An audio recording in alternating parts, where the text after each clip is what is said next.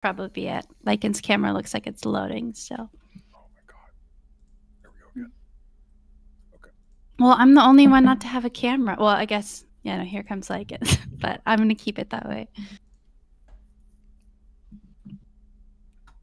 I have to sacrifice my camera on stream. 1 second.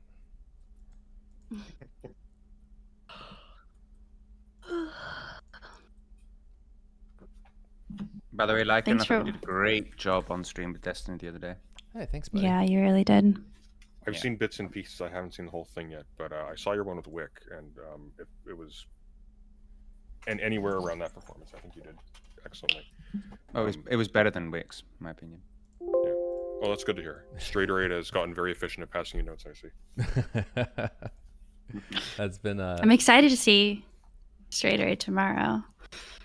Oh yeah, she's debating Wick as well. I've not heard her talk about this issue. If you talk to anyone who knows that we're dating, then they'll tell you already have, if you've heard me. Oh, you're a Straight Ray puppet. Got it. Exactly, and they're by proxy a President Sunday puppet. This is true, yes. I mean, really, like I've got Destiny's Chef in my pocket. I mean, it's only a matter of time now.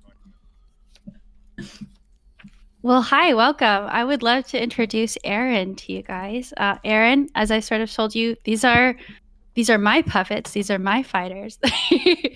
But I think most importantly, I wanted you guys to meet Aaron. He is the one who's kind of led me to some of these conclusions. He's actually been there. He's seen these things. He's very well informed. He's very balanced on this. And I think he also he can speak with a certain passion that I think sometimes is lacking from these spaces where people are just navigating through Wikipedia articles, coming to conclusions on their own. I think he can really kind of set a tone that I'd just like to emanate out. Aaron, could you also introduce yourself and the work that you've done? Sure. This is fun. It's cool to see y'all, meet y'all. I do not come from like the technologist streamer space. I'm a visitor to your worlds. I'm over here in Portland. We come in peace. Yeah, I come in peace. I'm in Portland, Oregon now. I'm from Providence originally. Come from a family where service is important. Observe the peace treaty between Egypt and Israel and hold it down in the Sinai, right? So that area that Palestinians, Bedouin, and others are being pushed into, that's actually a UN zone, and we're not supposed to be putting humans down there. So that was my introduction, was as a peacekeeper in 94, 95, right after the Oslo Peace Accord. And so when I was out there, I didn't understand what the big problem was. Everything seemed to be lovely when I was there, my first time. And a lot of the issues that critics foretold about Oslo, they're all coming true. But back then, I didn't know anything. And I decided to get out the army because I didn't know shit about the Middle East. And if I didn't know about something so important like the Middle East, what else didn't I know? So it was that simple. So I left the army in 97 and went to college. Went right into Middle East studies, anthropology, history, Arabic. That just kind of became my thing. The school I went to was really good with it. It was a great program, and I just kind of caught the bug, kind of just really got into how big the problems are and how little I knew about them. And I thought that this was a good place for me to serve and to try out ideas and learn new ones and sort of pressure test them within Israel and Palestine. Went to grad school, kept studying Israel and Palestine. My thesis was on Israel and Palestine, on Palestinian identity formation. Very keen on identity. And so my grad work was on 19th, 20th century Palestinian national identity, and how did Palestine as a modern idea happen, and who were the people, and what were the cultural elements that created this this national idea of Palestine, not the idea in the heart, but one of like a nation state. After school, I got a fellowship to go to DC, and I worked at the Congressional Research Service. for about a year. Library of Congress has a nonpartisan open source think tank. It's very small. No one really knows or cares about CRS, but if you're looking for, just like balls and strikes, just call them as I see them, very down the line analysis. Look at CRS reports because that's what Congress is reading, and there's a record there. And people love to say they don't know. They know because they pay people like me to tell them. And it's shocking how much 535 members of Congress know. They know it all. They know it all. So I was a religion and cultural affairs specialist there for the Middle East for a year. And I wrote mostly on Israel-Palestinian identity issues, especially around education, which EB is bringing that back. Whenever there's a crisis, Israel will always use incitement in education as a distraction. And so I did a lot of research on incitement. Then I went to the State Department and was a Middle East human rights officer for 4 years. So if you look up human rights reports, right, the U.S. by law has to report on every nation's human rights status since the late 70s. We write a report, and you can read the report. So I was the editor for about 11 countries for several years, including Israel, Palestine, and Iran, UAE, a couple of North African countries. So I was your human rights guy for Israel and Palestine for about 3 years. And then I went to the world of Egypt and was the Egypt political and military desk officer for a year. And then I got invited to join the intelligence community. And so for 4 years, I was the Egypt, Israel, Palestinian political and cultural analyst for the State Department. So I went down a dark hole for several years as an intel analyst, and it nearly killed me. Like literally, it almost destroyed me. And I left government in 2012. And soon after the Egyptian Revolution, I was there during all of that. And that was kind of the last thing for me. It was time to get out. So I left, went back in education, taught for a while, and now I consult on human rights and equity issues, still work a little bit in Israel and Palestine, although my partners are literally dead, and the nonprofits I worked with are now completely destroyed. Fine to talk about that if you want to. But I still work a little bit in the region on human rights and equity issues. That's kind of my story. That's a long path, man. It's a long path. Yeah. I don't know if I didn't hear it or if you're comfortable saying, but which intelligence agency did you end up working for?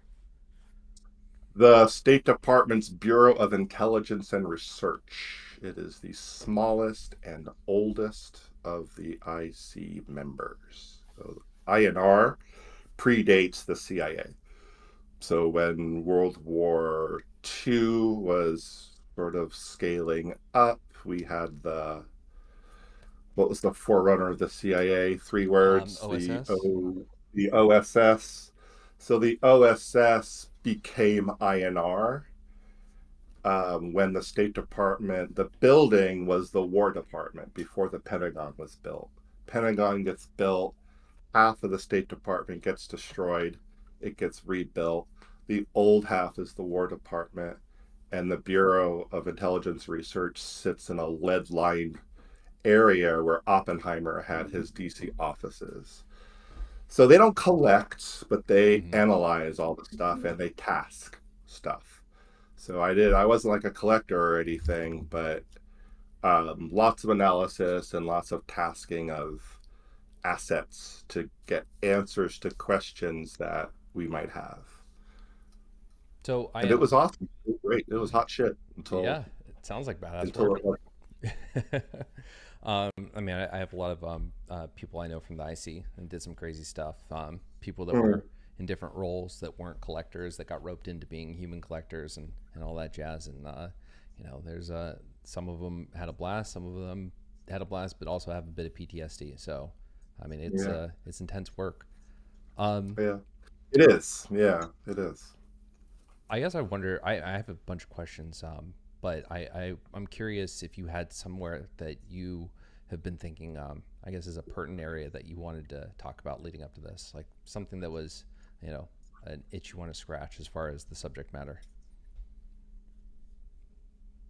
Oh, an itch I want to scratch. Ooh, wow, that's a good question. I haven't thought about that one.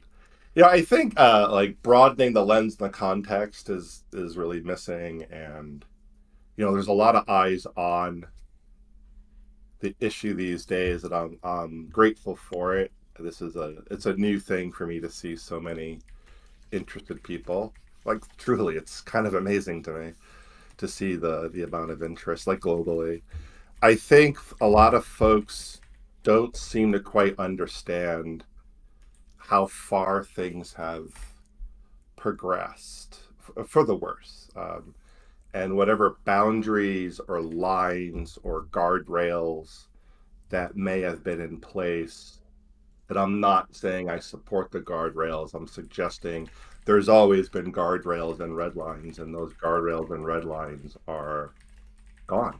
And people think this is a chaotic, no rules, no holds barred contest, and that may be true, and that's a very new phenomena.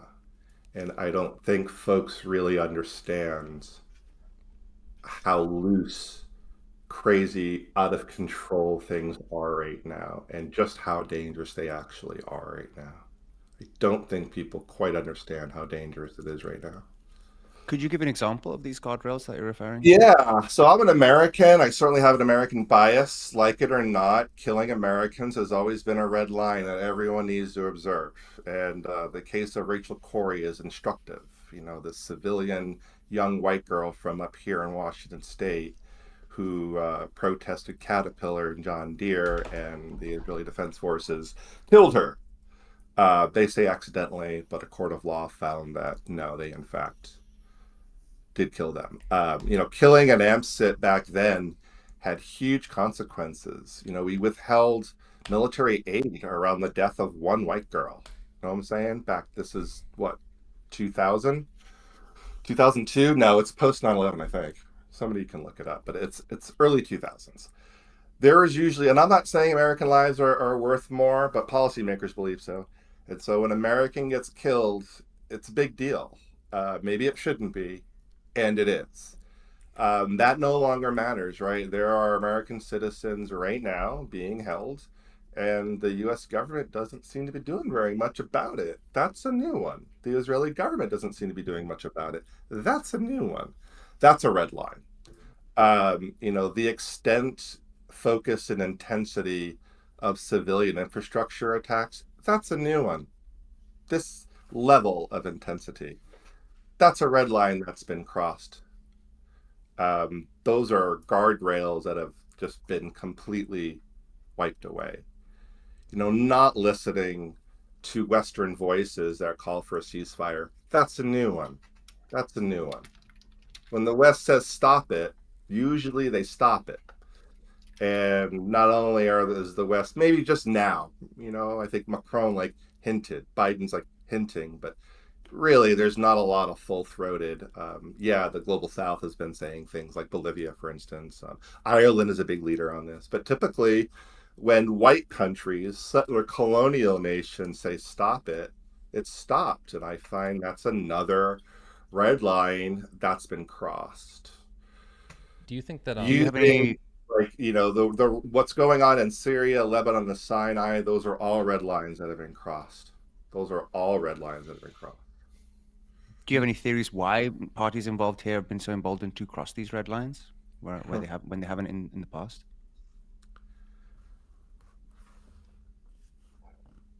I think this is the age of populism, of nativism, of ethno-nationalism, the strong man, black and white, my way or the highway. You can take your pick. I think what we're seeing in Israel and Palestine is another example of what this moment represents. And you go around the world, you see this moment 10, 15 years in the making of democracy getting its ass kicked, representative governments getting their ass kicked, and the rise of authoritarianism. It hit these shores with Trump, right? I think that one of the ways nativism and ethno-nationalism is playing out right now is the U.S. is like, we're not going to tell them what to do. I think people are using this moment to pick sides, and it's becoming really polarized. I think that's a factor. Israel domestic policy, and I was raised and lectured to believe whatever happens with Israel's foreign policy, you don't look outside, you look inside of Israel. Every time Israel does something external, it's not the external that you should look at internal. And internally, Israel, I believe, was going through and I think it's mostly positive, the biggest, most cataclysmic domestic changes in the 75-year history of the country. And all that went away on October 7th. And everyone's going to rally around the flag now for a while. I think domestic Israeli opinion is allowing for these unprecedented attacks. I think that's part of it. The West is out of the Middle East business, or it thought it was, especially the U.S. We told ourselves that we were out of there. And, Lycan, it sounds like you have familiarity with the IC. So being out of the business means all those assets get retasked, right? All those humans we were growing, now they're focusing on another target. All those satellites, another target. All those analysts, they're now told to decrease your focus by this amount and focus on this threat. The Arabic language, not as what it used to be. Farsi is not like it used to be. We don't have the assets. The State Department's been hemorrhaging people. It's an untold story. It's a sad story. A weak State Department is not something that I don't think anyone should want personally. I don't care where you are in the spectrum. And the bench is thin. There's just not a lot of people at state anymore. People are leaving in droves. People are very pissed off. People have low morale. They don't want to go into this work.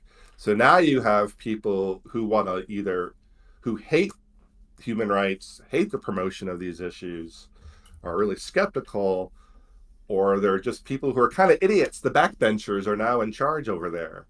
So it's not a really good mix. People are getting really bad counsel. They're getting really bad advice these days because the advisors suck ass. Jake Sullivan, chief among them. He's failed up his entire career. So I think there's a lot going on that allows for such intense, extreme violence to be acceptable. The last Intifada, like 2000 to 2010, like that's like 10 years. I think it was like 3,000 people in 10 years. Dude, it's like what, 10, 15,000 in a month. This is what I mean by the scale. People don't understand how bad this is. Never seen it this intense before. And the seems to be related to the inability for anyone to call for a hudna, call for a pause. So in 2014, they had that unity government. When were you involved in Egypt? What years? Egypt 2009 to 12. Okay. Yeah, I left government in 12, right before this huge sucking sound of Syria. Okay, so you have a lot of familiarity then with I guess the different operations that were happening at the time. With Egypt being right on that border, I'm sure that was a heightened awareness for you all. At the right up to Protective Edge, they had that unity government where Hamas and the Fatah said, we're going to work together. We acknowledge Israel. We're going to denounce violence. It was like the last moment that I'm aware of, because my knowledge of this conflict becomes very limited post Protective Edge. So after Protective Edge, now we see a Hamas that just did an unprecedented attack, a significant amount of innocents lost, and the greatest number I think that they've been able to take, I don't know, in the last time this something like this happened from Hamas, because rocket attacks killed I think 44 people in the last 20 years, injured a few thousand, but this is really the most significant damage they have ever done to Israeli innocents. So I guess there were times in the 2008 to 2014 period where Hamas seemed willing to come and talk and to be worked with. But I mean, what happened after 2014? And do you know anything, I guess, about the current organization and whether or not they just said, fuck it, throw up their hands and this is the end all be all? Or is there, I guess, there any remnant of that old organization left? The old organization that would support a unity government, is that what you mean? Yeah, the old organization that, you know, after the violence settles, that could ever work with something, or is truly eradication the only way that they're going to leave this time? Well, eradication is a pipe dream. It's never going to happen. True, so of course. People should, you know. Brooks wanted You to know, weigh I was into right. this, You and can't he's, kill your way to. You can't kill your way to victory on this one. so sorry to jump in. Brooks has been wanting to dip in, but he wasn't sure about procedure. Hey, So I Brooke. just wanted to introduce I him wanted very to be quickly. kind. Hello. Hi. Yeah, just a good friend of the channel. Very, very smart dude. Yeah, I seen your stuff. Nice to see you almost in person. Yeah, I'm actually outside of Portland, so let me know if you ever want to go over How there. are you? One of the questions I had, because it's there's two things that I think you and I have. I don't get a chance to just talk with a lot of people who are our age group, so who lived through like 80s, 90s versions of this all the way through, but also has been through the Middle East. One of the things I've noticed in my time there at Turkey, Dubai, I didn't spend time directly in ways you did, but in the area, is a move away from what you might call sort of in the early 2000s, the Islamist ideologically based leadership to much more of a cynical power structure. It came to mind as you were talking, because you mentioned the death of American citizens being a weird line that normally would be the end of the conversation, but somehow it's sort of going and going. But it's true also of Turkey, that Turkey, if I remember right, the flotilla that was going through in 2010, that was a huge deal. And it was a American Turkish guy, was like the one who was the big sort of name that everyone talked about. And it killed conversations between Turkey and Israel at the time. It was a big deal. But Erdogan's kind of a bastard and is not nearly as hardcore Hamas as I thought he would be, at least up front. And it seems like he's courting them because the economic realities of having other strong men doing what he's doing seems to be in his favor. I just wanted to get sort of your thoughts on the way that shifted over the last like 20 years, the way that they handle sort of inter-politics and how the power structure has changed. I read pan-Islamism as another way to have a power grab, and it's Islamism was a way to sort of hold that voice because it had been pressed down, right? And now it's let in, and folks don't like what's going on, including Erdogan, who sees, Turkey has never been a big friend or fan to Hamas, actually. Erdogan has used the issue effectively because Erdogan is a neo-Ottomanist, right? Turkey, like China, like Russia, like so many actors in this hyper ethno-nationalist world, they're reviving the old shit, right? Everyone's talking about the old shit. And for Turkey, the old shit that's our shit. So you hear Erdogan talking about Palestine, the language he uses, he often actually, I don't know Turkish, I know a few words. The term Erdogan uses in his speeches is the word vilayet. He doesn't say Palestine very often. Vilayet is an old Ottoman Turkish word that means administrative district. And that's what that area was, right? Greater Syria is a vilayet. So he is reviving the Ottoman language. He does want people to think that as the head of Turkey, he gets a say. But he's Turkey's a junior partner when it comes to Israel and Palestine. To liken your question about Hamas, like that's a big question. Oh no, I know there's a lot there. It's just no. Because as you were talking about, there's a shift almost where people are very, as I was growing up and as things were getting really awful in Beirut, Lebanon, and Israel, I did not hear people saying, I'm okay with the murder of children. Like that's not a thing I saw on television. It's not a thing I saw printed. Random people, I'm talking about in mainstream news, and now totally seeing it. And that's a hell of a shift in 20 some years.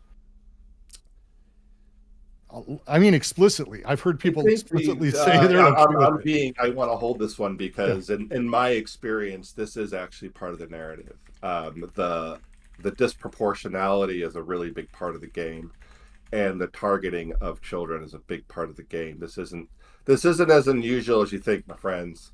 The numbers are bigger. To your point, Brooks, the explicit mainstream media acceptance of the narrative that is a change, but having disproportionately high brown kid deaths, I'm here to tell you, like, oh no, the numbers are seems to be stock and trade of what happens. But no, I usually do agree. euphemism is what covers it, though. Like, they're very good at euphemism.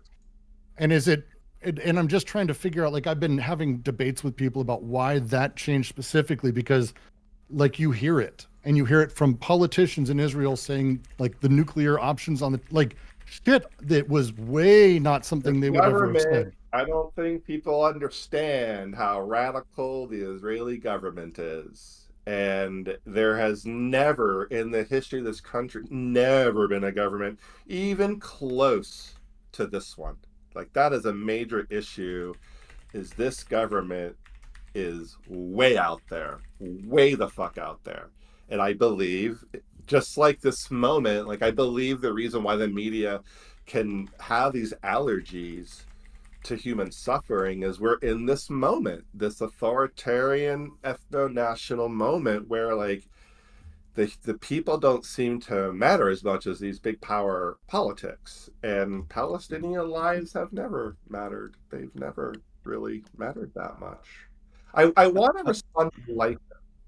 He asked a really big question that I didn't get a chance to answer. And I want to clarify before you do that. I understand that you, like, through this, my experience with insurgencies and radical groups overseas, like, that it's not you can't destroy it outright. That's just, you create more of it, all that. Yeah. But I what I heard from you is you were reciting one of the top talking points, right, for Israel and the U.S., which is also another line. The U.S., even though we designated Hamas FTO, we've never called for the eradication of Hamas, actually. Never. The U.S. government has never called for the complete destruction of Hamas, because everyone knows that would not be in anyone's interest, and that would probably trigger Iran. That's a red line for Iran, okay? If people are like, what would actually cause Iran to move beyond using its proxies in the region to get directly involved? If Iran feels Hamas is existentially threatened, then Iran will go in after us hardcore in Iraq and Syria and Lebanon. You will see Lebanon blow up. You'll see Syria blow up. Hell, you might see U.S. interests start to get attacked. So I don't believe Hamas is going to be eradicated, because you can't, and because Israel knows it shouldn't, and the stakes are way too high for complete eradication. You know, Hamas and Fatah never the greatest of friends. That was a really uneasy alliance. I think they were pushed to have that moment in 2010 to 2014 with money. The U.S. used the leverage of unlocking assistance if they were able to get their shit together. So we held money back, and we gave Israel even more money, non-military aid, the ESF funds, the Economic Support Fund. That was an issue. Hamas, there's a lot going on inside Hamas. There are generational shifts going on inside Hamas. There is a leadership vacuum going in with Hamas. There are real big debates going in within Hamas on what way. I believe, my take is what we saw October 7th. That was a Al-Qassam Brigade sanction thing that probably was not sanctioned by the political fathers in Hamas. And this entire thing is designed for one purpose: to return to negotiations. That's the point. That's the point. Before, like, sorry. Yeah. So before we talk about, like, perhaps like the broader like geopolitical issues, I think it'd be actually really interesting to visualize what's going on on the ground prior to the conflict. Could you give us an idea, like of the political structure of Hamas? And reading up on this, it was kind of confusing because it seems like there were some PA agents and civil servants in Gaza now. Could you give us an idea, like, what is the political structure of Gaza? How does it work down there on the ground? Yeah, I'm not sure it works really well, and it hasn't for quite a while. One of the reasons why I think the term is a cordon sanitaire. So Israel did not withdraw from Gaza; it redeployed. Right, it pulled out all the settlements. That is accurate. There's not one settlement within Gaza, but the occupation did not end in '07. Right, it redeployed. So that matters, right? Nothing in, nothing out, can't control really anything. It's a government in name only. It was complete. I was there when they won the elections. I predicted they would win. We all saw it happening. I wrote extensively on it. You can download my papers on Hamas and factionalism. They're out there in the world. And I don't think they are governing these days, but the governance structure that was emerging was the same structure that brought Hamas to power in the first place, which are mostly neighborhood associations. Let's think in terms of blocks, city blocks. So let's say we got 2, 4, 6. We got 8 blocks. And us on the call right now, like we're the block captains or the wardens for like 2 blocks apiece, and together we got like 8 blocks. And so I am in charge of this area. And so they use the old social service delivery methods to govern. So Hamas comes to power by delivering things that the Palestinian Authority cannot deliver, like food, water, education, religion. PA is not about religion. So they went back to the charity networks of the late 80s and early 90s that Sheikh Yassin established. And so they used the pre-existing charitable channels, not just to deliver aid, but to deliver their governance message. And at first, it seemed to work fairly well. They seemed to be actually able to deliver services. That's what governance is about. That's what we thought anyway. That's what we say in the West. Governance ultimately is about delivering services to your constituents. Ultimately, it's about being responsive to your people. Sometimes that means going to war. So we are watching to see how responsive is Hamas to their people. And when I was there through 2012, and you can look at, I'll pull it. There's polling data. I think I shared it before with you, Olive. Khalil Shakaki is a great pollster, and his data supported that, yeah, there was a lot of support for Hamas governance early on. People were very skeptical, but people were willing to give them a chance. They seemed to do moderately well delivering to their constituencies what they said they were going to deliver. What changed was our administration changed, our priorities changed. Israel saw that Hamas was, if we're being kind, if you're being really cynical, Hamas was pretending to govern so that they could, bolster their forces. But it's also it's worth just, when we talk about governing, I'm always really hesitant to use that term, because the idea of any semblance of governance in terms of what we in the West consider government is not at all what happens in any capacity in West Bank by anyone in Palestinian control. It's not a thing. Again, it depends how you define governance. Governance being the people who are in charge. No, I didn't say that. No, I'm saying governance is the ability to deliver goods and services to your people and to be responsive to their needs. That's how I define governance.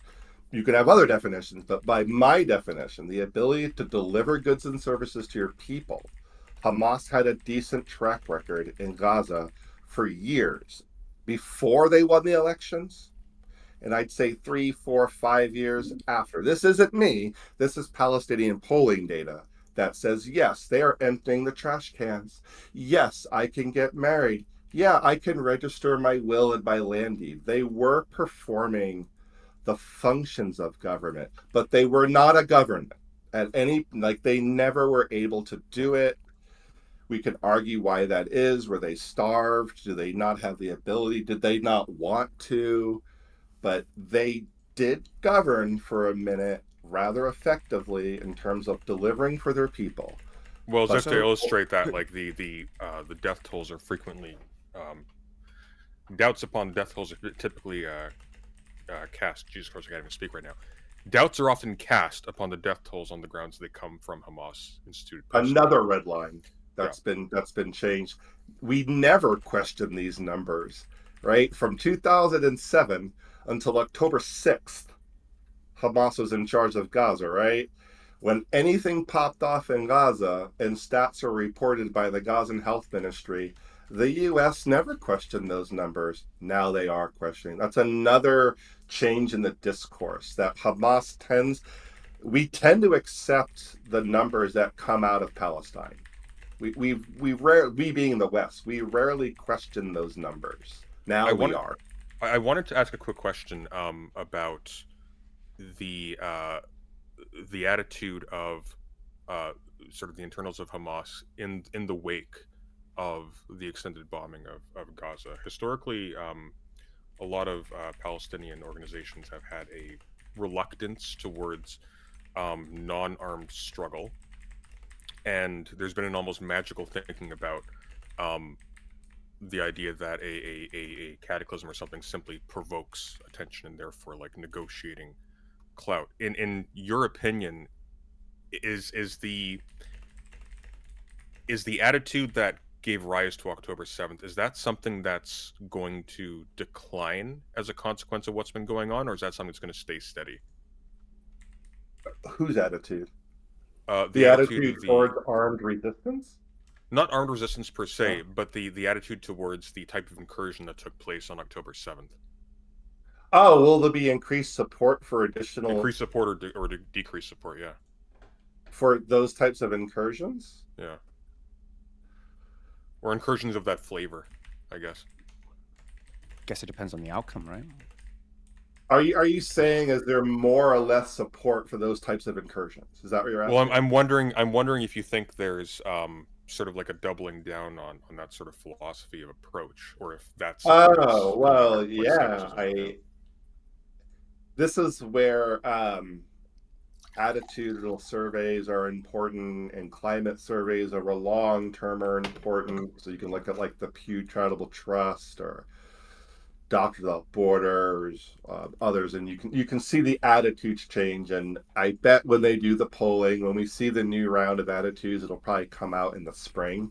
There will probably be an increased appetite to see it again, especially if this prolongs and there's no call for a ceasefire, if the numbers continue to grow like this, if Hamas is saying the things like we'll release hostages, which they've been saying, and offering deals that keep getting rejected, if Lebanon gets bigger, if Syria gets bigger, then you may see not only a doubling down on attacks on Israel proper, 1967 Israel, but you're going to see attacks outside of the region connected to Israel and Palestine, which is also a new thing.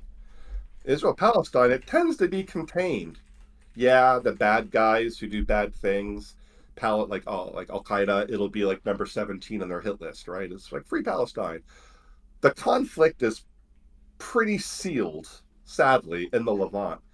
I believe this incursion and the reaction to the incursion is going to spread the conflict in real and symbolic ways. You're already seeing it. U.S. troops are being attacked in the open directly because of what's going on in Israel and Palestine. That's a new phenomenon. We didn't get zapped because of those things before. Now we are. I think the conflict will widen. I think there will be more attacks on Israel's southern flank and its northern flank. I think if people do not wake up and realize how serious this is, West Bank is going to be, it's already getting pretty bad. We're just not focused on it. This is the worst I've seen West Bank in at least 30 years. It reminds me of the bad old days of the Sparrow pizza bombings. It's that bad. So it is spreading. I think it will encourage people to make other incursions out of the Sinai, from the Golan, from southern Lebanon. Yeah, they've shown that Israel is not the big bad actor that many people thought they were, and that border is porous. Could you speak for a moment on the funding Hamas gets? Because that's been a big topic in these spaces. That's one of my favorite topics. Yeah, could you like give us an idea, like how much, like what is the budget of Hamas? Where does like and Oh, what well, that like, one I can't. proportion comes from Yeah. what parties?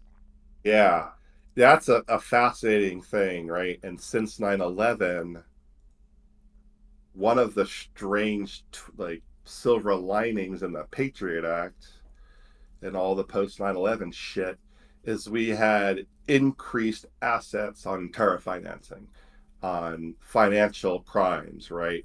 Financial forensics, and crawl up your ass with a microscope. Like we probably still have them, but I'm not in it, so I don't know. But we have we being the U.S., a huge squad of people who can get at this. And post 9/11, we grew those muscles really quickly. So we actually know a few things. We know a lot more than we let on, and if we know it, we share these things with a couple of other countries. So what we know about terror financing, the Five Eyes knows. Five Eyes is the US, Australia, Canada, New Zealand, and the UK. So everything everyone has, everyone shares. So what we say on terror financing, we pretty much have a consensus in Five Eyes. So it's a murky story. The updates I'm not privy to because that's super secret squirrel shit to figure it out. I can tell you we do have the sources and methods to state with pretty high confidence Hamas funding streams. So I'll speak in like generalities. Prior to the early 2000s, most Hamas funding came internally, domestically. So they're able to generate a lot of money through zakat, through religious tithing. So historically, since the mid-'80s, that's been the bulwark of their funding, are local and international charitable donations. Some of them are just legitimate tithing. I'm a good Muslim living in Portland. I want to give 3% to the Muslim community in Palestine. I give this money to the Red Crescent or maybe another NGO. That money will find its way to Hamas coffers. So they're getting. How did it go from the Red sorry? Cross to Hamas? I'm just curious how it would go from the Red Cross to Hamas. So unfortunately, just very quickly, when was Hamas designated a terror group by the US and others? Well, it's only the US and the European Union. Those are the only two bodies that have labeled them an FTO. Hamas, brand FTO, I'll have to look it up. I want to say late 90s, early 2000s. 95. 95? Wow, that may have been like a consequence of Oslo. So Red Crescent. It was that era of like Lebanon and bin Laden starting and all the other stuff. Yeah. Like we were making that big push.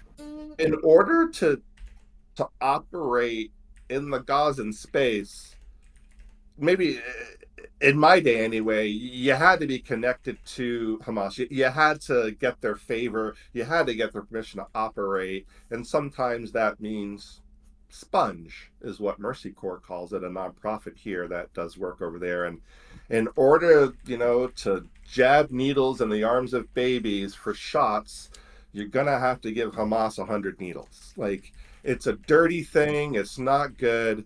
But that's the way it works. It's wasta, the hookup that's what it is. It's just a hookup. Does Hamas run Red Crescent? Hell no. Are there Hamas agents working at Red Crescent? Yeah. Do Red Crescent Society members knowingly ferry Hamas agents who are injured? Yeah. But they're medical folks, right? Like they should. So a bulk of it comes from charity. and remittance. And there's usually an erasure of Palestinian agency in this front. Like, the reality is Hamas receives funding from a lot of Palestinians and a lot of people who sympathize with armed and non-armed resistance. There's a lot of people who give that money to them. The US, we give the Palestinian Authority a lot of money. If you don't think any of that money finds its way to Hamas, you're naive. We underrate the element of Hamas. Israel underwrites an element of Hamas. Israel helped create Hamas. That's not anti-Semitism. That's just facts. Love to go with that history. So Israel provides funds as well to the Palestinian Authority. We all know some of that money is actually going to find its way to Hamas. Could you talk about the mechanism for that? How it goes from the PA to Hamas? Suitcases in a car. That's not really a joke. Actually, there was a big scandal a few years back. Even John Oliver mentioned it last night on his show, because it literally, at one point, they found suitcases in a car.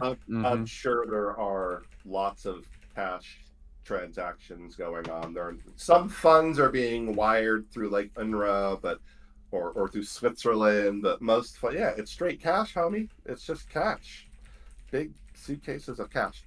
So Hamas, during the early 2000s, Hamas had a big financial challenge because the West was hurting them. They needed to diversify their revenue streams. As far as I understand, and I'd be shocked if there was some intel out there that proved me a liar, Iran never has, nor never will, provide the bulk of direct cash assistance to Hamas. That would be our very good friends Qatar, Saudi Arabia, Pakistan. Who's giving hard currency to Hamas? It's Qatar, it's Saudi, it's Pakistan. UAE is up in the mix. There are friends. Our friends are funding them as a hedge. Right? They're being used. Hamas is being used as a hedge against other powers, right? They're a proxy for everyone. So as far as I understand, the lion's share of money comes from our allies. Post 9/11, that started to come out. And there's lots of open source out there that can confirm like the whispers. So Hamas had to diversify its funding streams. It did start to get more technical assistance from Iran early 2000s, more assistance on like reverse engineering weaponry, sending out command and control advisors, giving them very specific know-how, but not really driving a lot of cash their way. That that's changed. I mean, I haven't like read an intelligent estimate in 10 years. And for all I know, Iran has changed its calculus in the region, and perhaps they are increasing cash assistance. It's very clear to me just by watching the explosions, because I'm a grunt and I know what those explosions are. That is the introduction of new generation hardware and knowledge in the region that we've never seen before. And that points back to Iran, and that's not about money. That's in a way even worse. It's Iranian boots on the ground. Like, to me, that's even worse, is to have an American trainer in the country of Georgia as opposed to giving them some money to fight themselves. The IC knows very well where Hamas gets its money from. It knows very well. Hamas has been dabbling in trafficking in persons. They run guns. They've been dabbling with drugs. That's actually caused a fissure in the organization. As the Taliban was getting pounded, that opium market was up for grabs, and Hamas, they were trying to get some of that heroin money, and it started another intergenerational conflict. The younger kids wanting to sling heroin, older folks like, no, that's going to bring in, we will get eradicated if we speak of drug dealers. So they've diversified their funding streams. They're like any resistance group, they know how to maximize their dollars, right? So you're not going to starve them either, because they fight on the cheap. You've seen the shit they're fighting with, and it's highly effective, and they're not weird. That's how resistance groups work. They just need a couple of dollars, and it takes Israel billions of dollars, it's our money, right? It's U.S. money, billions of American tax dollars, and Hamas needs thousands, millions. Well, and it's worth mentioning. I posted an article. Reuters, late October, did a great piece on where the money actually comes from and how it gets there. And for them, Qatar's funding for Gaza actually passes through Israel, literally it ends up in suitcases across the border. So, it's a fun one when you start doing it. Israel is quite aware of the financial aspects of Hamas. Like they know as well where the money is coming from, but it's a great opportunity to center Iran, right? It's a great opportunity for people out there to use this to support, going after Iran or support getting in bed with Iran. So people see Iran everywhere. I have a question though. If that's the case, if most of Hamas's funding does come from other sources, mainly, as you said, the lion's share from our allies, the Western allies, why would the destruction of Hamas be a red line for Iran, as you said earlier?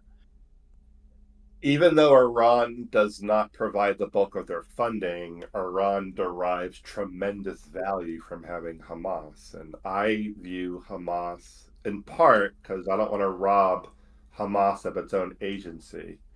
Hamas, more so Hezbollah, they're cat's paws for Iran. They're proxies, right? And Iran does have some influence on some of the leadership that has been looking more to the east, like towards Iraq for like spiritual guidance. It's fascinating to see like Sunnis get down with some Shia sources of authority. Iran wants the issue, like all the countries in the region. They don't want to solve it. They want the issue. They want to be able to hold it up and be like, see guys, Palestine. But very few Arab or Persian countries, if any, maybe Jordan, is actually interested in having a resolution to the conflict. Iran is not interested in resolving the conflict. They want a perpetual conflict. So Hamas gets to be a proxy for them, and it's very low risk, right? You can support Hamas, you can go into the mosque and support them over the microphone, you can give them some tech, your fingerprints aren't really on it, and Hamas can sort of do your bidding. They can hit Israel for you and maybe distract Israel while Iran does other machinations. But I wouldn't call them allies. They're very strange bedfellows. And if you look at the history of Iran Hamas, it hasn't been a warm one. It's not a friendly one at all. But Iran sees Hamas as furthering their ability to exert influence in the region. They see Hamas as a key instrument to destabilize what they see as an American client in Israel. So it's a no-brainer. It's a win-win for Iran. So would you then say it's a similar relationship they then have with like the Houthis in Yemen, for example? And I think Iran, Hezbollah, much closer. They're probably closer, but it's the same sort of their proxies, the same way sort of Israel's ours. Exactly. Yeah. So the Hezbollah in Lebanon, Syria, the Houthis in Yemen, Hamas to a lesser extent. Yeah, these are all cat's paws. They're proxies for Iranian power in some form or fashion. The Houthis are an Iranian creation, though. Okay, the Houthis, it's astroturf. It's not an organic movement. It's seeded from abroad. It's a foreign thing that's metastasized. And what's interesting is it's directly against the KSA, which is hilariously almost on the side of Hamas. So it's such an interconnected, odd little world. Yeah, and that's a nasty little war. It's brutal. That's a nasty one. What's going on up there? I used to say it was one of the worst things in the world. Now thanks Israel, you gave us worse. Well done. Pretty bad. It's been going on a while, and there's no eyes on it. To me, that's what makes it dangerous. There's no eyes on the conflict. It's not, on the front page. And when there's no eyes on over there, that's when, MBS will just go crazy out there. Iran. I think Iran is really surprised and startled by the success of this operation. I don't think they saw it coming. I don't think they encouraged it. I don't think they gave it the green light. I don't think in the short term it helps Iran, but in the mid to long term, it's going to help recruitment. It's going to help those who are like, oh yeah, there is an example. We can actually make Israel bleed and let the world know that, they're like my man in Rocky 4, like he can bleed. He's a man. I think a lot of people in the world are like, oh my gosh, Israel has a bloody nose. We didn't think that could happen. It's fucked up, but it will encourage people. It will excite people to action, like against Israel. And I think Iran recognizes that. And every one of those bombs, every one of those dead children, that's just a recruiting boon. Oh my God. Israel is just doing a great job of creating the next 2 generations of haters. They're doing a really masterful job at it. And Hamas is doing a great job at radicalizing the last remnants of modern Israeli society. So they're both doing a great job at marginalizing each other. Has Israel just more or less given up curating its image for a Western audience that historically has seen Israel as the civilized democratic force against the Arab barbarians surrounding it? Or I don't know how intensely Israel has cared to manage its image. I mean, it's when you have these protectors. I feel Israel has, post Oslo, has felt an aura of impunity.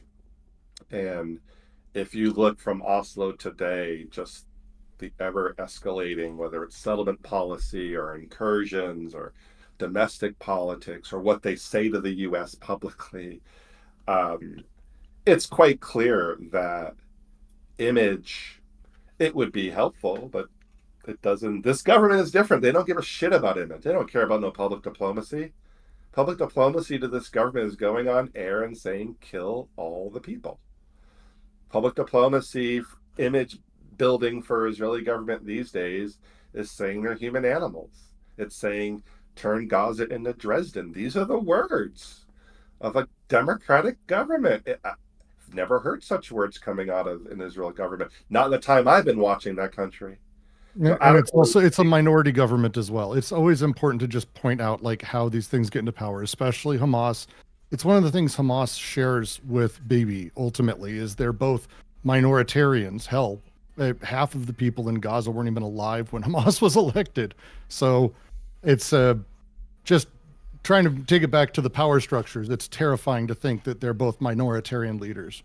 So how does neither one represents their people. I agree. Coalition government. We had a time in history we could point out where that also happened and it ended poorly. Well, so I a question about that because I've heard this and I think I've seen I guess conflicting ideas when it comes to polling on what is and isn't supported. And to reference, I think what you're referencing, in America, there are a lot of people who say I'm not a Trump supporter, I'm a never Trumper, but then you show them a conservative with a different name and face, but who still is holding some of the same values, and they're like, well, yeah, I'd vote for that guy. So I guess when we talk about that minority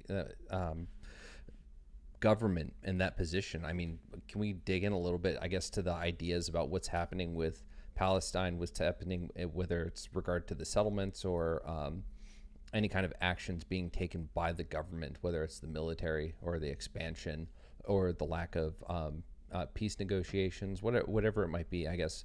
What is the broader consensus? So people that aren't part of the Likud party are voting for those people. Where are the shared views that are still allowing this to happen and not allowing, I guess, more moderate voices to take hold? There doesn't seem to be much of a moderate space in Israel, and it hasn't been that way for quite a while. And I don't really see the center, the dubs anymore. I just don't see that space. I think the government, in a way, it reflects the people in the time. There's a lot of churn. There's a lot of confusion and populism and nativism and ethno-nationalism is hitting Israel as well. Bibi Strange, no one likes him and everyone loves him. No one likes Bibi. But when there's a crisis, it's Bibi every day, all day. The dude has been in and out of the scene forever, and he will outlast this crisis too, I guarantee you. This crisis is the best thing that ever happened to Bibi because there will be no trial for corruption, right? He will be able to push through all the radical judicial legislation that was driving Israelis to the streets in numbers that we've never seen. So he's gonna be in power for a while. I don't think this is going to destroy him.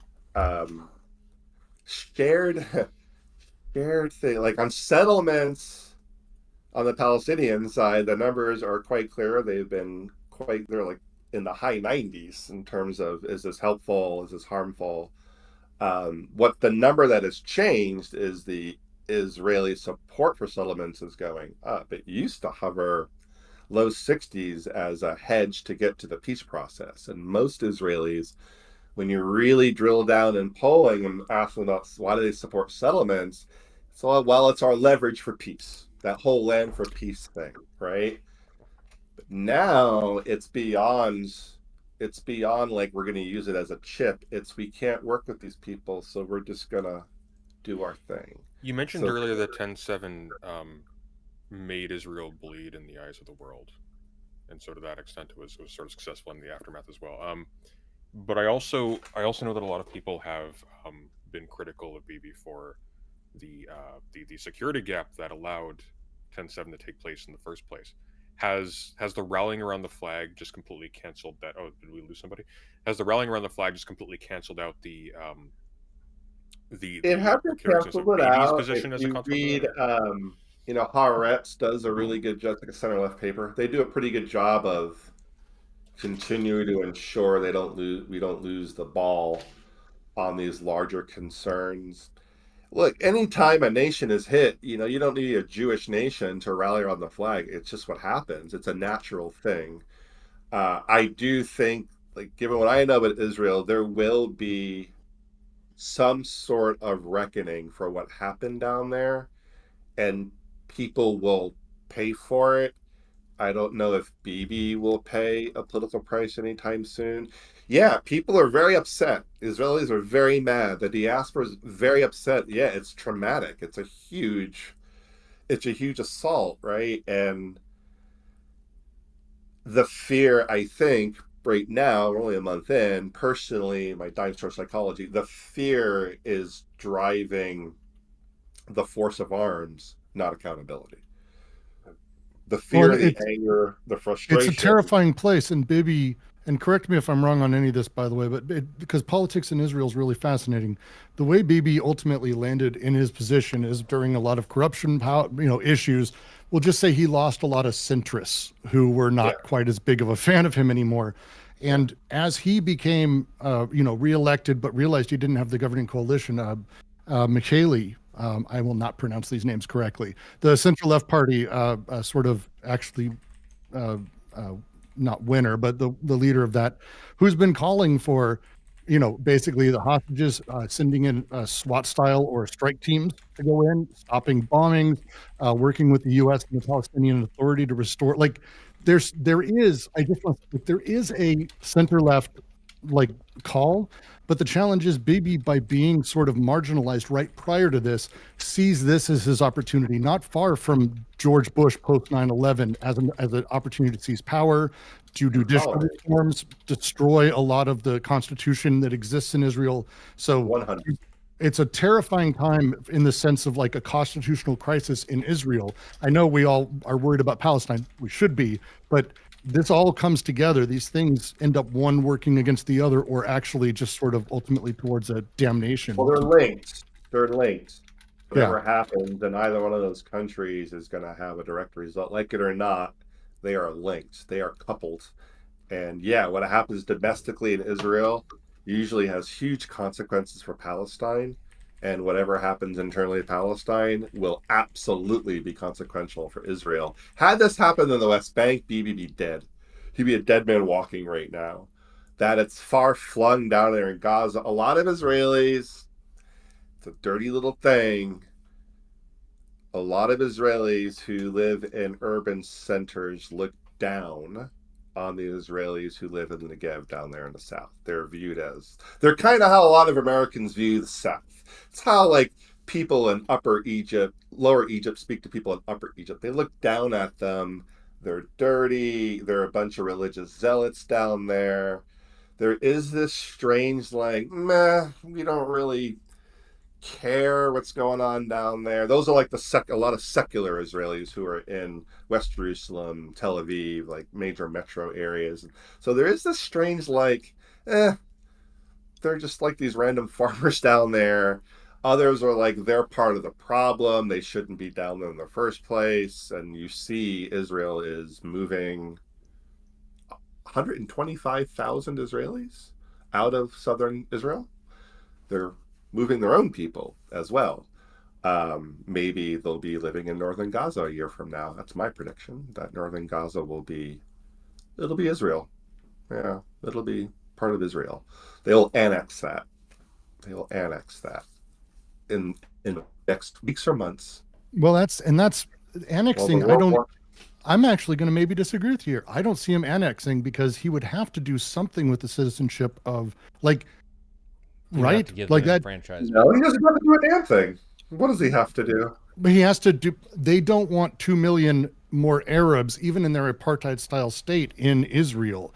So like doing that without chasing, like my money is this is why they're chasing them out. They'll annex after they get rid of them or after they figure out how to like section it off or get them all in the so south. there is now a forced population transfer. So Gaza is empty. It's empty. Yeah. Okay, so we're agreeing. Okay, I was just curious because I would love it if he annexed it overall because it changes the conversation in a lot of ways too. I don't think it changes. I mean, you're assuming that people are going to hold Israel to account on their responsibilities for being an occupying power. No one really seems to care what goes on in Gaza, and I predict they will reestablish themselves within a portion of Gaza. And the Sinai will be a new contest, and the West Bank will get even more violent, and the East Bank will become a thing. And, strap in because the U.S. is getting pulled back in. We thought we were going to be out of the business, but you're the second person I've heard use the phrase East Bank basically becoming a thing in like the last. Jordan's warning everyone. They've been warning for years. East Bankers almost raped and killed the Queen several years ago, who's an East Banker, but viewed as a sellout. And Queen Rania went to a camp 5 years ago, and she almost didn't make it out. Yeah, East Bankers, there are tremendous, mostly economic pressures in Jordan. They're the only ones who gave Palestinian citizenship. So where do you think a lot are going to go when the shit hits the fan? They're gonna try to go to Jordan. That's where they're going to try to go. They're not going to go to Egypt or Lebanon or Syria.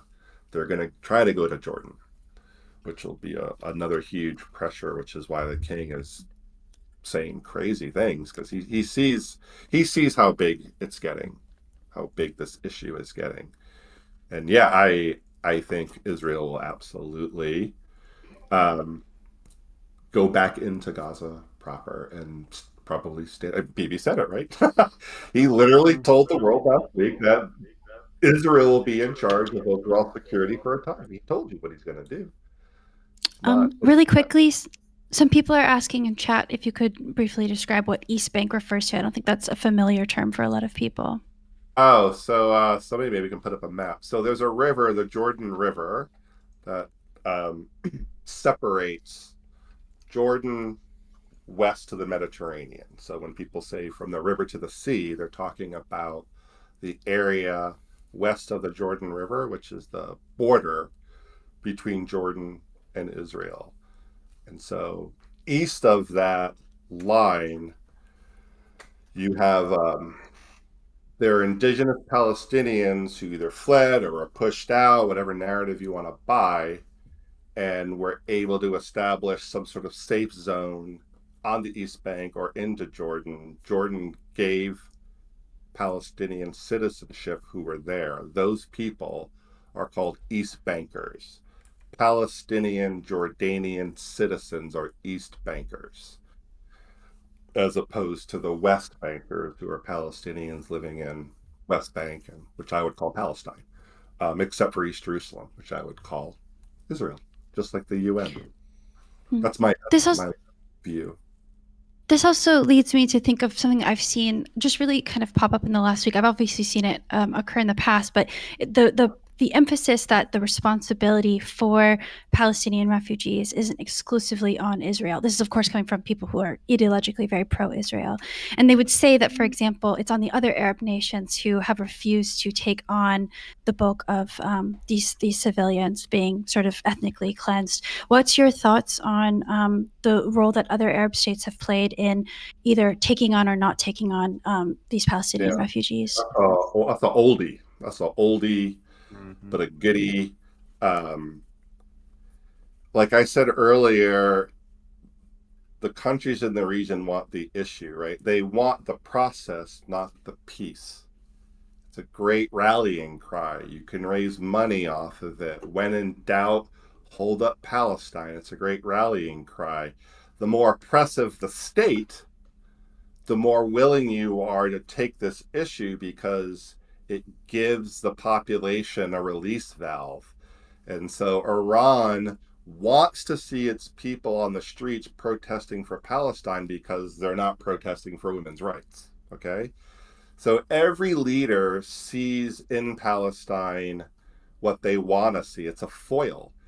And none of them are interested in liberating Palestine. None of them are interested in taking in Palestinians. So they have their own domestic pressures, first of all.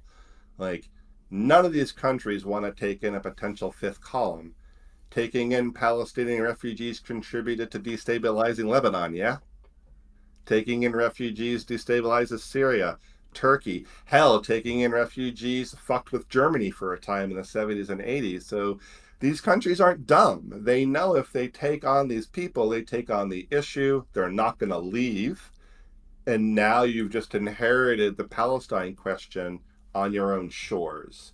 So it doesn't really fit with a lot of these nations to get too involved. It actually works against their interests. So there's that. Also, the Arab countries and Iran, they know if the Palestinians leave, there goes the solution. They can't leave. Like, that's a pogrom. That's a Nakba. That's ethnic cleansing.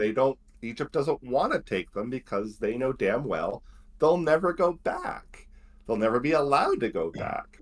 So they're also incentivized to be like, look, we don't want to take them because we have pressures, and also we want to keep the pressure on Israel in the West. We don't want to alleviate the issue. They don't want to. They think the issue will draw in the solutions. Is there polling on what Palestinian refugees in these other Arab countries actually want themselves? It's not great. It's super uneven because of each country. Like getting polling out of Saudi is really hard. Jordan's really good to get polling out of. Lebanon, it's sort of hit or miss depending on the time. I think then the trends will generally surprise people. My understanding is that the majority of Palestinians in the diaspora do not want to return to Palestine. The majority that are settled in other places. Here's the rub. Those same folks, mid-high 50s, low 60% numbers perhaps, those same folks are like nearly 100% with, you have to give me the right though. You have to acknowledge that I do get to go home, but I don't wanna. It's like fifth generation. A lot of people have never even been to Palestine. Like, they're Jordanians. Some will. They'll want to go back. In Jordan, it seems to be the most we want to be Jordanian. We want to be fully part of Jordanian society. That seems to be the closest of if there was a right return, I would never go back. I would stay in Jordan. Is that generically a lack of interest in going back in the event of there being a right of return and, for example, some kind of livable status quo that was actually honored by the state of Israel? Or is that just generically there's a lack of personal attachment to the land such that they would move? Yeah, I do think there's deep personal attachment. I don't think that's changed on either side. Part of the challenge is I know Jews who don't practice the faith, who are culturally Jewish, and they're like, I want to go home now. I want to go back to Israel. Like, it's deeply meaningful for both sides. What I think people, again, like Palestinians get erased. Like, they have agency, and there's multiple generations of Palestinians living in Jordan, and many of them are quite happy to live their lives in Jordan. They don't necessarily want to return. They may want to visit. They want to have the right to be able to return. But, if you gave the right to return, is every Palestinian coming back? No, there's no polling to support that. That's what Israel will say. If we give the right of return, we'll be overwhelmed. There's nothing to support that. It's a Where can I find numbers on that? If I wanted Sorry? to find numbers on that, where would I look? Ooh. There's a great paper put out in the Journal of Palestine Studies called Diaspora Communities in Latin America, Palestinian Statehood. I don't have a PDF at the ready. I'll have to search for it. I was trying frantically. Yeah. What was the name of that? Sorry, Journal of Palestinian Diaspora Communities. I'll send you a link. I'll post a link in here. Palestinian Diaspora Communities in Latin America and Palestinian Statehood. That specifically is a study about Palestinians who are in Latin America and their feelings towards statehood and how it's evolved over time. Because one of the things that's been really interesting, there's I think at this point, close to 1 million Palestinians living in South America across a couple countries, and they're part of like the middle class in a lot of these places. And so they've actually become, as the piece talks about, more involved politically, locally, externally, more involved in statehood. But now they have it's a lot more nuance. It's not sort of a brutal, it's much more of a nuanced political move, but there is very much a push towards it. It's really What's really cool about Israel and Palestine is people have been watching it for so long. Whatever issue you can think of, there's going to be tons of resources and books and articles. Like, no stone is left unturned. And unfortunately, that's kind of overwhelming, though, because there's so much literature on every issue. If you want to get like a comprehensive idea of what's going on, where do you start? Yeah, it is overwhelming. Yeah, that's true. It's like the drinking from a fire hose thing. Mm-hmm. Yeah. Do you have any recommendations? There's no shortage of data. Sorry, what did you say, President? Something? Do you have any recommendations for resources? Mm. For what? Just for a general audience that wants to try to like jump into this. Yeah, where would you start reading? Yeah. Just jump on in. Just Israel jump Palestine. on in. Yeah. Just jump on in. I did it. I won. Sunday got him to look at the bookshelf. The big win. They're not really exciting books, but they're really good. Oh, I disagree.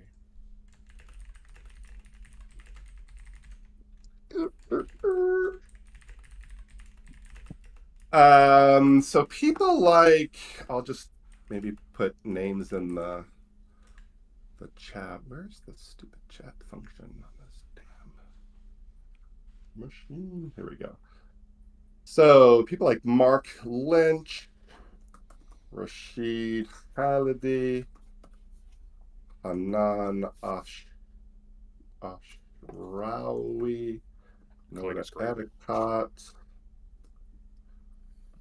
Stephen Cook. These are people I think are really would good. Would you say others could accuse him of bias, though? Who? That's one thing.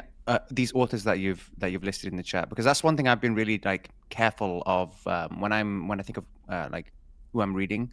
I don't want to cite someone who perhaps on the other side of this conflict may be able to say, oh, but he's clearly a biased source. Well, the thing of it is, you can't be still in a moving train. Everyone has a bias. There's no perfect sources out there. If you want like real unbiased opinions, you probably already know the unbiased Norman thing. Finkelstein. But yeah, he needs to get back. But everyone has. This is just FAS is a great place to get like those Congressional Research Service reports. That's like very nonpartisan down the line. Everyone has a bias. I have no problem with bias. I literally coach on bias. There's nothing wrong with bias. It's hardwired into your brains. It's part of being human. If you don't have bias, you're probably literally psychopathic. So let's be real. We have biases, we have preferences, we have prejudices. The problem is when you don't know them. when you don't have curiosity about them, that's when they get you into trouble. But I say to you, when I hear like, oh my God, you're biased. Yeah, I'm biased. I'm biased towards equity. I am biased towards human rights. I am biased towards rule of law. Those are my biases. So yeah, the people I'm telling you about, of course they have biases. They're not robots, but I would say though, their biases. you mentioned Rashid Khalidi, who Yeah. I believe Straight I Array think has he's right. recently ordered. So, and you're due for an upgrade soon. I think, But he I is think Rashid's right. he is exceptionally critical of both Israel and Palestinian liberation leadership. So I would definitely like hold him up as I think a pretty Rashid high is. standard. I think he's one of the greatest Palestinian intellectuals in the modern era. You know, people should always have their handy dandy copy of an Israeli Arab reader. This is an old one. You want to find books that have every primary source created. One of you is working is Mark. You're working on Goldstone or like interested in Goldstone. No, that's Lycan. Oh, sorry, Lycan. So like that would be in here, right? The report, not the whole report. It's like 600 pages. But So look, you're in Shafton. Sorry. Look, you're in Shafton. Yes. Okay, Yeah. sorry, I'm buying this as we speak. Walter Lacker is he may have died, but he's another big Middle East guy. But some text that includes the relevant primary source documents, and people love to go back to the like Balfour Declaration or the Crane Commission, but like what is it actually? What is the Peel report? Like what do they actually say in the Palestinian National Congress of 1983? Well, it's all here. It's just like a factotum. For those who are super interested in Palestinian resistance and all of its forms or functions, and probably the best treatment of Hamas, by best I mean accurate, this is like the book. Armed Struggle in the Search for State by Yazid Sayah. It's a massive tome. You know it? No, I just saw you. I think it's one of the most. It can be yours for the low price of $200 on Amazon. Fuck. Is it $200? It is $200. It's $345 in paperback. However, I'm sure it's free on LibGen. I was gonna say I might start pirating for the first time. It's a tremendous book, and it's written. But the Sayahs are one of the most prominent Palestinian intellectual families. Like fourth generation scholarship going on here. It's amazing. It's a tremendous book. It is a lot, but it really shows you how resistance helped, armed and non-resistance, helped frame Palestinian identity. It helped. It wasn't the only way, but do you have any powerful book recommendations that specifically talk about the Oslo Accords and the Camp David Summit? Edward Said's Oslo and its Discontents should be required reading. Oslo and its Discontents. This book, I think there's an 8th edition. I believe it's the best academic treatment of the modern Middle East. I used to teach it. I think this is the book by Cleveland, and this book has lots about Oslo. Mine ends, I have an old one. Mine ends like right after the last Intifada. But Oslo and its Discontents, did you say? I can't find it on Google. Do you know who the author was? Discontents. Oh, sorry. They renamed it. It's the End of the Peace Process, Oslo and After. Got it. Edward Said. Yeah, it was called. They renamed it. It's a trick. Peace and its Discontent. I think Said's treatment of Oslo is like the standard. Oh, did I lose y'all? Is the standard. Yeah, that book is the business. He was critical from the very start and absolutely predicted everything that would happen post Oslo. He saw it for what it was, which was a way to It's very Foucault, a way to make Palestinians jail and control themselves. Mm-hmm. And I was a big Oslo guy. I was a big two-state guy. I was a big Oslo guy. And it's been heartbreaking to see the discontents of Oslo. But that's a great book from Oslo. Could you elaborate that on a bit more? What was it about the Oslo Accords that sort of established this described it as a self-policing mechanism? It didn't actually create a state. It created a process to get to a state, right? It was aspirational on the Palestinian side and very concrete on the Israeli side. And so Palestinians were given the trappings of a state: uniforms, a flag, currency, health ministry, police ministry, right? They had the bits and pieces of a state, but they were a nation. So they don't have a state. Oslo, my reading of Oslo is it created a pattern of dependency and de-development whereby Palestinian institutions would never be able to grow and sustain themselves within the context of Oslo. What do I mean? How are you going to have a police force that can't be trained in law enforcement? How can you have a security service that can't possess firearms? Right? So Israel says you can have a police force. You can have a security apparatus, but they can't be armed and they can't be trained, but you can have the police. So they have the trappings, but ultimately Israel has suzerainty is the word. They are God, and Oslo locks that in.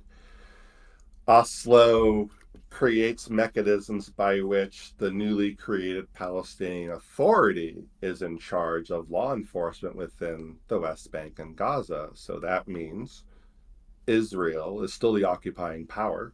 Oslo did not change the status of occupation. And so Israel under international law, they are responsible, right? The occupying power is responsible for what goes on within the territory. Oslo outsources that responsibility to the newly created Palestinian National Authority. So Could you speak Israel to... can say Palestine's in charge, but they're not in charge. But it appears as though they are. What's really interesting about Khalidi is that he actually took part in sort of adjacent deliberations during that, and one of the things that he points out is that the PLO and Yasser Arafat, desperate to come out of exile and to come back into authority, while being very distant from the actual on-the-ground facts of the case in the occupied territories, was really, really eager to basically become a de facto volunteer police force for the Israeli state in exchange for legit recognition. There's a major cleavage, fissure, it's still going on between people who are in exile commenting and talking shit about Israel and Palestine and people who are on the ground. And Arafat and the PLO and Abu Mazen, the current president, they were in exile talking that shit. And so they wanted to do, this is a simple reading, like craven for power. Craven, please give me power. Let us back, let us run the show. We'll be your jailer. Meanwhile, these other folks, some of whom would be in Hamas or PIJ or Al-Qasem or others, they're like, no, we're collaborating with the enemy. We're not getting anything out of this. So not everyone on the Palestinian side was agreeing that Oslo was a great deal. Generally speaking, if you were outside of Palestine, you were for it. If you were inside, you were skeptical about it. I've got a quick question for you, and then I'll shut up for the rest of the talk. I'm really curious about your take on this, though. Going back to Khalidi once again, one of the things that's really interesting about him is that he had direct talks with like Arafat and the negotiators from the PLO, and he himself was, of course, one of the negotiators on behalf of the Palestinians in the Palestinian occupied territories. And one of the things that frustrated him was that while they were like painstakingly sort of like talking out and trying to just gently nudge Israel into better terms, or the premises for better terms in the future, the PLO accepted horrendous terms in separate secret agreements. Largely, he attributes to their legal and negotiative incompetence. And I'm kind of wondering, like, given the conditions of Palestinian organizations right now, what is their capacity to actually shrewdly engage in negotiations should talks actually occur? Basically zero. Yeah, which is sad because I'm pretty familiar with the Palestinian Negotiation Support Unit, and Palestinians traditionally have had an incredibly strong bench when it comes to diplomacy and statecraft. The bench is very, let's be honest, a lot of them are just dead. They've been killed, or they're doxxed or exiled or canceled or thrown in jail or marginalized. That's why Nora Erekat's voice is very important. Nora is the niece of Saad Erekat, who was the chief negotiator in Oslo. And she now she's a professor at Rutgers, and like a very ardent voice, like her or loathe her. She does represent a significant swath of Palestinianism, and she comes from that highly technocratic professional class of elites that have always been part of the units. There isn't even a unit. I'll give it another name, is Diana Butu, who also was on the support unit.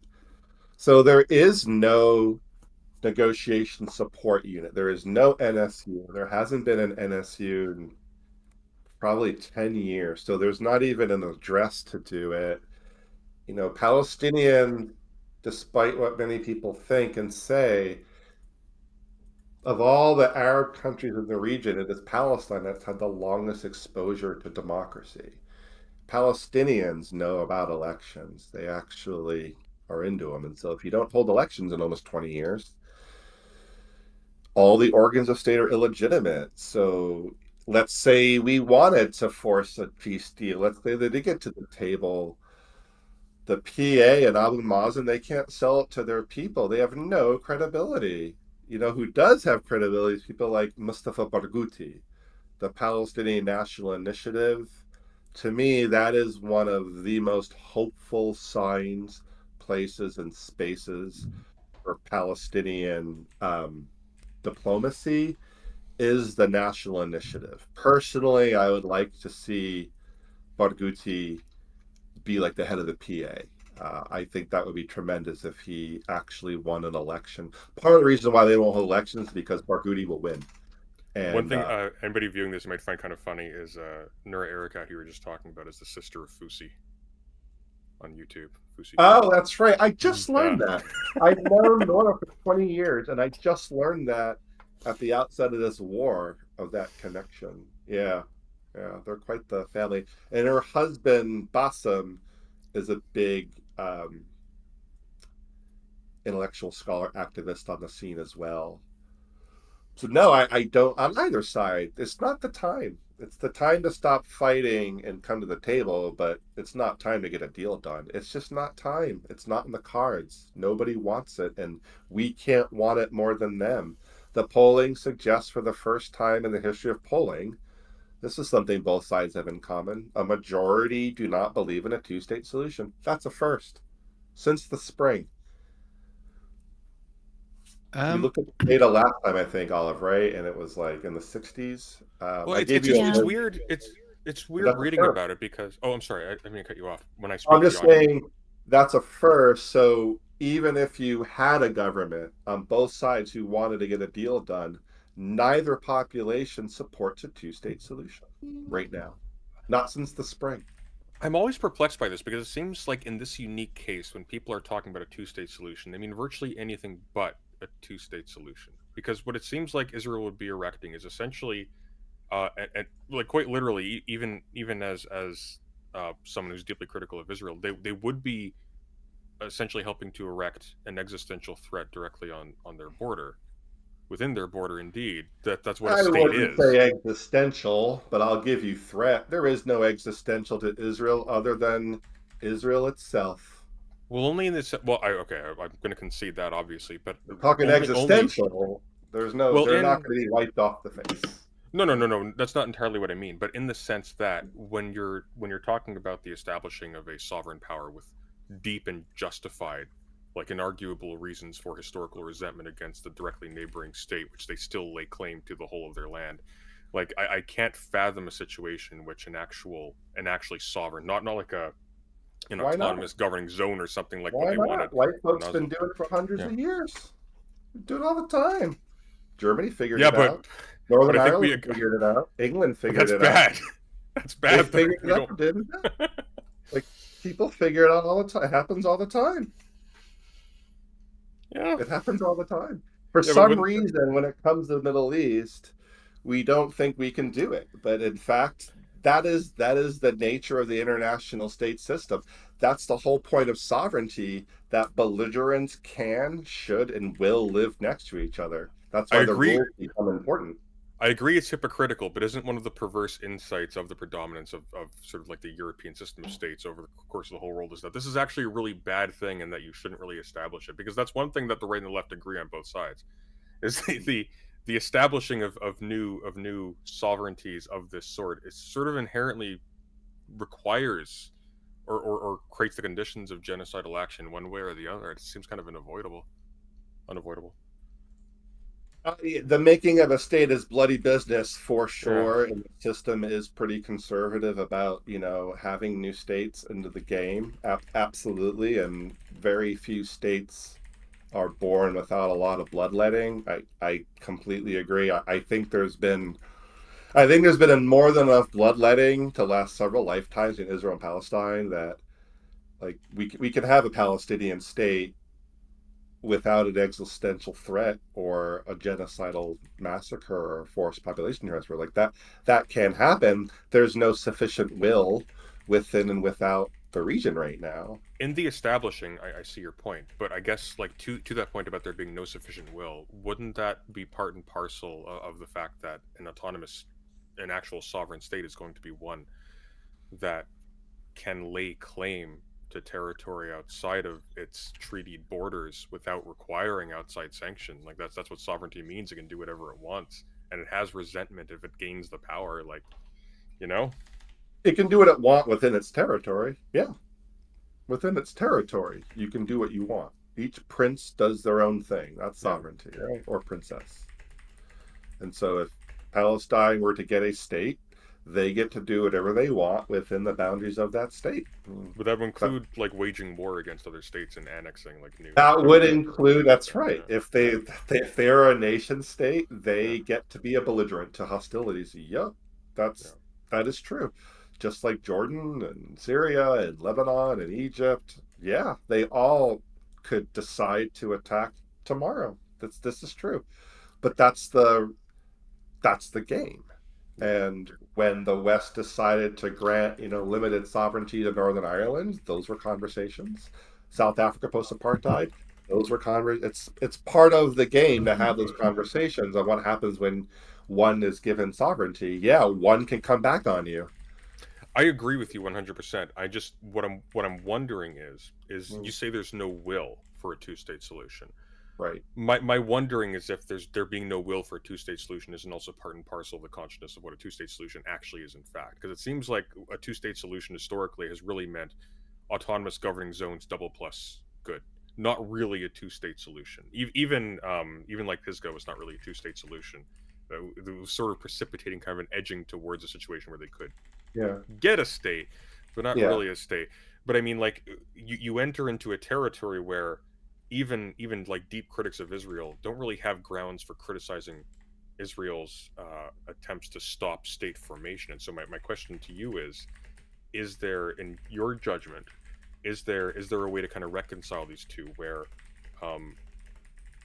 you establish something in the domain of Palestinian liberation without actually compromising, without requiring either through force or through negotiation Israel to actually compromise on its own security at an existential level? Once again, when I say at an existential level, I want to be clear. I'm not saying that I think that the existence of a Palestinian state would mean all of a sudden we have civilization Gandhi just letting the nukes fly. What I'm saying is, like, you would be establishing an entity that is outside of Israel's jurisdiction, on Israel's border, has justified animosity towards Israel, and has a justified claim and casus belli against Israel for its territory. And what Is do we think Israel would do if this future Palestinian state decided to get shitty and do something? Well, They and would I would even ask, say, is there any chance of Israel not just taking the land that they want? Like, oh, a lot of this is ultimately the settlers and the expansion of the borders of Israel. Like that's the driving force, especially behind a lot of, Bibi's hard right people, is the full manifest destiny of the area for them. So a two-state solution, does that even give them room? oh, for them, no. There is no room for what used to be a pretty minority part of the society, but it's growing, you know. No, it's a non-starter to the hardcore people. It's a non-starter on both sides of the Green Line. It's a non-starter for a significant chunk of Palestinians and Israelis, but that's not how we do. That's not how we make moves. We don't make moves on this level based on consensus. Sometimes you just got to do the thing. So no, right now there is no stomach for two states on either side. So we outside cannot want it more than them. There is no support for a two-state solution right now. It's been waning for quite some time. I believe anyone who talks that two-state shit is living in a dream and not acknowledging reality. This is not the time for two-state solution chit chat. It's the time for like stop killing each other and let's like come back to the table. And then we can talk about these other things like right of return or Jerusalem or this or that. Yeah, an independent, sovereign, contiguous Palestine that can stand on its own feet. Yeah, it's a threat to Israel. I mean, yeah. I yes. Is it a bigger threat than it is now? No. I would believe I think that when you give folks some dignity, when you That's get interesting, when actually. you allow people dignity and you allow them to express their own agency, you might be shocked at what happens, right? Well, I mean, as if to your point, like we were just talking earlier about the PLO basically selling out Palestine for its own establishment. I mean, could that not be the case also for a Palestinian state, which would have Yeah. its own interest? Yeah, yeah. That's an interesting And, point. and now we're getting into like, the rational actions of people building a state.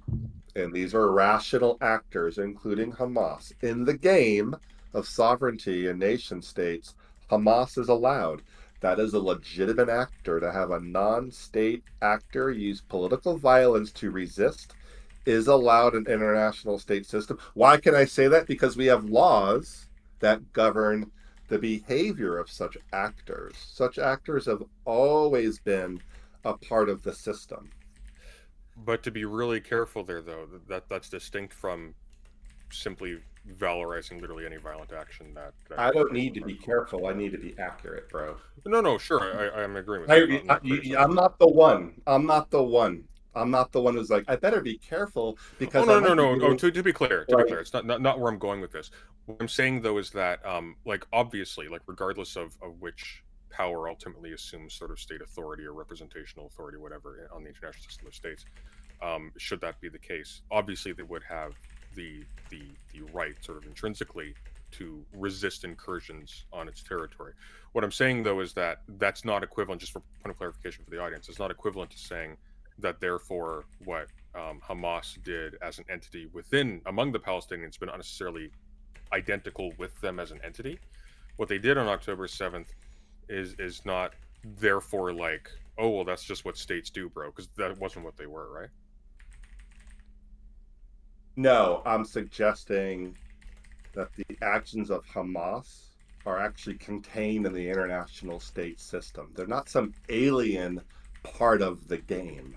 They are a part of the game. That's one level. Another level is, it's a tough one. International law says, and I believe, people have a right to resist. The Palestinians have an international legal right to resist occupation. It's not a popular view. It gets people canceled all the time. The question is, what mechanism will hold them account when they cross the line, right? They are to be held to account. They're not special. They don't get to get away with shit because they're not a state. So They get to be held to account. If Hamas can be held to account, then they're a legitimate actor in the game. They can actually resist.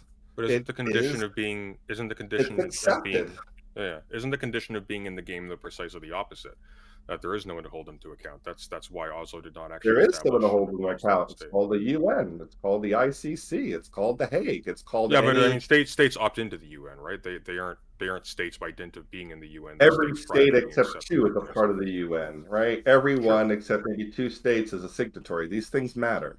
These Yeah, things no, matter. no, no. I totally understand, but my point is though that being a state is not identical with being in the UN, and the danger here is it seems like It is equivalent. There are no states that are not in the UN. But in the same way that the UN's not holding Israel, they're saying they're yelling at Israel. But it could. Like that is one of the mechanisms for accountability in this system is the UN. That is one of the addresses for resolving these contests between state and non-state actors. We decided as a global population after World War II, the UN is a place. The Hague is a place. The International Criminal Court is a place. Those are the places where non-state actors can be held to account. But it does take powerful nations like the US to breathe life into the institutions. And we will not do that because the US does not want to risk its sovereignty and have US soldiers be held to account. We will not allow that to happen, which is bullshit. So I do believe there are the appropriate accountability measures are there. There's just not enough will to hold them accountable. We can hold Hamas accountable in absentia. And if these people travel, we can grab them. We've done it before. We've done it for many, many groups.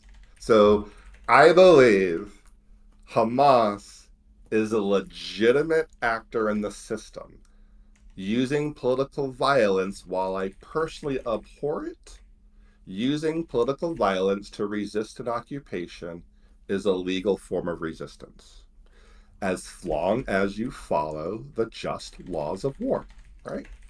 You must follow the just laws of war. And if Hamas follows just law theory on war, they're a legitimate actor. When they violate the law, they're illegitimate, right? If they are actually using human shields, that's a gross violation of international human rights. Thing is, no one ever gets to prove it, huh? Isn't that funny? You'd think it'd be really easy to prove it. But Well, history of conflict, it's been very difficult to prove it. okay, When but you say let's prove assume- it, who would be the arbiter of that? Who would prove it? Because to my knowledge, there have been legitimate accusations by human rights groups that Hamas does use human shields, no? There have been accusations, but I haven't even seen leading nonprofits provide evidence. They recycle talking points. Who's the arbiter of an international gross human rights violation? You're not going to like the answer. It's the UN. It's the Hague. It's the ICC. It's Has the leading UN Western- never clearly detailed or outlined Hamas use of human shields? I'm not sure. Maybe. I don't know. I don't know if the UN is on the record. Probably. What But if like we- how they actually held them But to it isn't the entire issue the fact Sorry? isn't the entire issue less the fact of like literally human shields like they're taping children to the walls of a building, and more that they're using, which they do, they use a school here, then there, because How do we know Hamas these wanders things? and well, How I do we mean, know these things. People Hamas- talk a lot of things. Hamas about says Hamas. it What if we Hamas just run? does What if what? we? What if we just run with it? It's a because they're possibility, there. right? It's a possibility, right? What if we just run with that? What they're doing, as a hypothetical, if that helps, like, move the conversation along. What then? Because like this is a thing that they can do. I mean, even the bare fact of operating out of Gaza, one of the most densely packed urban spaces on Earth, could arguably be Whether they construed as that are or regardless, right? not, whether Hamas embeds itself in civilian populations has no bearing on what can happen to them. It's a red herring. Like, okay, let's say they actually are literally taping babies to Shifa Hospital. Let's go there. They're Right. literally taping babies around the hospital. You got it on camera. So what? You still can't light them up. I'm not disagreeing with that, but this Like, that's not becomes my this point. becomes Like, very who much then the cares? same fight we've been It's having with all- Ukraine and Russia, because Ukrainians, because they don't have a lot of these outposts built militarily, they're using public infrastructure, which they have very little choice to do. Russia uses this as an example to bomb and an excuse to bomb and kill civilians. Yeah. So these things end up working together in the best interests of basically all the bastards. And Yeah. I guess my question would be, Hamas, if they had hey, here's the Hamas building, a military target, like armies have and like legitimate states have, where they're not hiding, then Israel would have targets and they'd have no excuse to kill a bunch of civilians. But Hamas is encouraging the entire process because they've talked about how their goal is very similar. Hamas, again, they're not the Palestinians. I'm being very specific about how Hamas talks about these things. Oh yeah, Hamas certainly, sections of Hamas certainly want to see high casualty numbers. Like, yes, they're very cynical that way.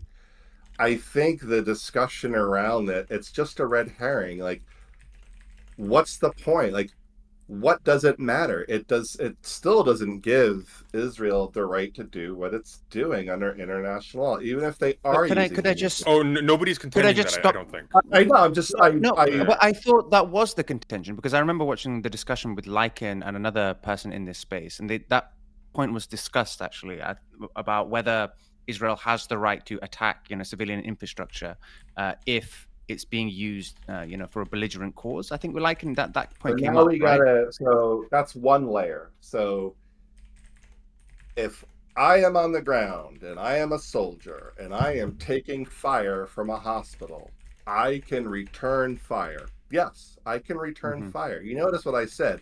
I'm receiving fire, I return fire. If they throw a rock at me, I don't level the building. That's against the law. If they shoot around at me and I throw Apache missiles in the hospital, that's breaking the law. That's proportional. If you say there are militants in that hospital, militants, that's the word they'll use. There's a formula for that. If you say it's a leader, there's a formula for that. And I'm telling you, just looking at the battle damage assessments on the news, you would have to have the devil himself in Gaza to validate that level of destruction. I still don't think it would validate the destruction, and I don't think anyone here is like, I am not arguing that. If I may, the reason why I was poking at that point, you said there was a previous conversation when this came up, and the question is, can Israel target civilian infrastructure? Yes, and is the answer. Just to be clear. Yeah. So if but very quickly, could I just one? No, but this is the common point. I don't want us to lose sight of this. The reason why I brought this up in the first place was because the actions of Hamas on October 7th were being sort of fitted into the sort of logic of international statehood, and that's one of the things that I was struggling with. The incursion and the killing of 1,000 Israelis, civilians or otherwise, like that's the logic of statehood right there.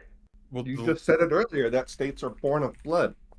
Yeah, and so Hamas made a rational, logical calculation to use limited political violence to achieve a very specific end. And they said it to the New York Times last week. This isn't me reading tea leaves. Read the words of the Palestinians. If you're going to read Israelis and if you're going to read commentators on Palestinians, we should also be reading what Palestinians themselves said.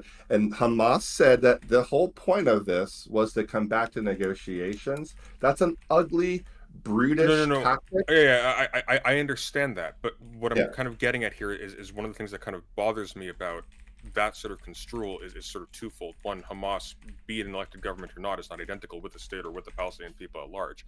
It acted unilaterally to attack civilians to seemingly no logical end that anybody else can perceive. Maybe they I just gave you the logical end.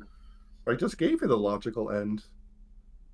The logical end of using political violence against those Israeli citizens was to force a start of the negotiations. That's the point. Well, that's a logical rational. Well, that's a logic. That's a logic that has the end goal and the action, but then a complete inscrutable black box in between as to how that action actually conduces to the end goal. So I mean, like there's quote unquote a It's not a rationality in the black sense that they thought there was a relationship between the thing It's that they were not a doing black and the thing box that they at wanted. all. But I mean, It's not a black box to those Hamas who've is been working on this issue. It's quite clear what's going to happen. This will restart negotiations. It will. except I guarantee Hamas it. literally said out loud their goal was, and I'm just going to quote from Tahir El-Nanu, the Hamas advisor, talking to New York Times. He's quoted, and he is a legit source. He is part of that setup. I hope the state of war with Israel will become permanent on all borders, and the Arab world will stand with us. That is not saying that this is a way for us to get back to the negotiation table. There's in that same article, I don't know if it's him or someone else, talks about, yes, a permanent state of war and getting back to some sort of process or some sort of resolution. But again, creating a permanent state of war for what? To what end? The it's destruction. permanent. It doesn't have an end. It's permanent. Want to create a permanent state of war. Why has the U.S. created a permanent state of war? The global war on terror is a permanent state of war. It's the forever war. Why are we prosecuting forever wars? Like, again, it's Jihad not is a bit of a different It's not concept unusual. within Islamist theory versus the way we talk about war. It's a different mental state and sort of concept overall. So like when they say forever war, it gets translated that way. They're saying jihad. It's a jihad. Well, I don't know that. I'd No, have to I don't read it think in I, Arabic. no, I don't think that. I don't know that. No, I don't know if no. jihad. I think Jihad- also a permanent Jihad state is- of war. A permanent state of war by a power like the United States is different from a permanent state of war by a power that has no capacity to use that as a blank check to do whatever it likes in that state of exception for an extended period Maybe. of time, right? Just I quickly. don't know if they're saying jihad. No, but and even if they were saying jihad, there are rules to jihad. Jihad doesn't mean a perpetual global interminable conflict against all like infidels. No, jihad actually aligns quite well with modern uses of war. I think when you get into Islamic law, you quickly see how parallel the structures are to modern war theory. In fact, modern war theory is based in large part on Arab diplomacy, which predates the state, right? But it doesn't necessarily even mean war. Jihad literally in the Quran is a personal battle. It's the battle that's eternal, the ongoing war. Like it's in the Quran. But these terms, there are more to these terms than just their simple like translation into English. Well, that's literally my point. No, but there's vast. No, but hold on. There's vast Islamic literature, jurisprudence that details what is just jihad, like the physical jihad, as opposed to this internal struggle against your inner. The inner like demons. Right. That's what I'm saying. Is there's a lot more perpetual war. The inner jihad is the perpetual ongoing war. Precisely. Yes. Not the external jihad. It's the jihad in here. Sai Qutb would love a word. I'm just like... I am preaching Said Qutb in Arabic, my brother. I know. have read Qutb in Arabic. And Qutb says very clearly, just like Muhammad said very clearly, when Muhammad returned from war, what did he say? I have left the lesser jihad for the greater jihad. Qutb says the same thing. Yes. That the violence is a jihad, but it's almost like a sugar hit. It's not the lasting thing. The internal jihad is what really lasts and transforms. The inner is what's perpetual, not the external. Qutb, and the external... None of his writings and milestones did Qutb ever call for armed perpetual war against the West. That is not in milestones. And if you can find that in Arabic, well, I'll buy you anything you want. Okay, to bring and there are rules and parameters to this external jihad as well. To bring this back down to earth. To bring this back down to earth.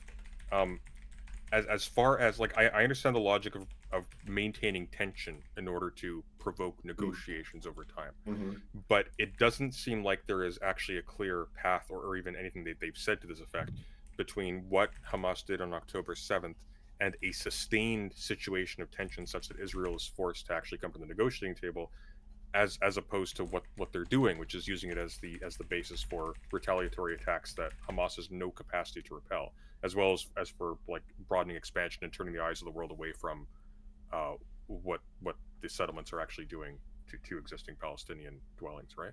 Like that's kind of where I'm going with this. Yeah, the thing with non-state actors as opposed to a state actor is our inability to forecast, right? I have a much higher ability to forecast the moves of any state than I do a non-state actor. So no, I do not know the raison d'etre of Hamas and where they're going to take it next. I don't know. What I can tell you, and 30 years of Hamas and all these years hang on, slow of down. You're contradicting yourself though, because you were saying that their actions made sense in the logic of statehood, because you were treating them as essentially identical with the state. So they're using the tools of statehood, yeah. But like, again, I can't go to the president. So is the mafia by that logic. I can't go to it's a black box, right? They're not a transparent organization. States have a level of transparency. Like, I have no one to go to. I don't even know if I wanted to talk to Hamas. Who do I talk to? There's no address. It's not a state. They're using the organs of state, as all Palestinians are. They use the organs of the state, but they're not a state. Hamas is never going to allow me to forecast their moves like I could for a state. It would kind of go against their reason for existing. I'm not sure a state would either, but I think the problem I'm running into here is that Hamas as an organization has an interest that's apart from the Palestinian people, even the Palestinian people in Gaza. It is itself as a party and as an organization not identical with the state, because its interests are not aligned with the interests of a territorial holding or like peace and order within the territory or whatever. They're not trying to govern, they're trying to liberate, right? We foist that label on them as governors. They've never said this attack. I think the article talks about this, the article you were citing, Brooks. The attack may have, one side may have won, where like one side is like, we should be governing, we should play the game, we should win our rights inside the political arena, and the other side is like, no, we're not here to govern, we're not here to run things, we're here to liberate things. And that attack, I believe, has shown a moment of clarity for Hamas, that they're not about governance, and maybe they should never have been about governance, and they're about liberating. I agree with you. They're not in the business of birthing a state, they're trying to liberate. But do you think it was a mistake on their part then by engaging in those elections back in 2005, 2006? Yeah, there's going to be a lot of talk on that one. I think the mistake wasn't encouraging elections. I think the mistake we made, and it happened again in Egypt, some of us didn't like the results.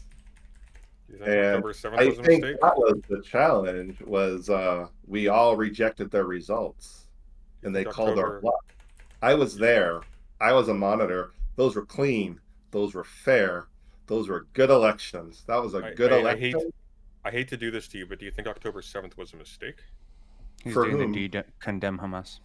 No, not do you condemn Hamas. I'm asking, do you think it was a mistake? For whom? Hamas. Do I think Hamas made a mistake? No, I do not think Hamas made a mistake. I think Hamas is reaping exactly what it wants to reap. I think the numbers are maybe a little bigger than they anticipated, but I believe. Do you think? No, but perhaps I'll ask a clarifying question. Do you think what they did on October 7th is going to help them achieve their end goal? Whatever you think their end goal may be, you think it's liberation. Do you think it will help them achieve liberation? Do you think it will expedite it? Man, I don't know if it's for me to say. It won't expedite it. I don't think it's going to usher in the moment more quickly. I do believe what you're witnessing will bring people back to the table. I think that's going to happen. I think the U.S. is going to reassert its role in the peace process. I think you're going to see some sort of reviving. If Biden wins, Trump wins, bets are off. Or if anyone except Biden wins, bets are probably off. But I do believe, and the war will still be going on. The war will still be going on a year from now. I believe. Do I think it helps the Palestinian cause? Man. That's a hard question. I kind of want to say yeah, because you know what? You're all fucking paying attention now, aren't you?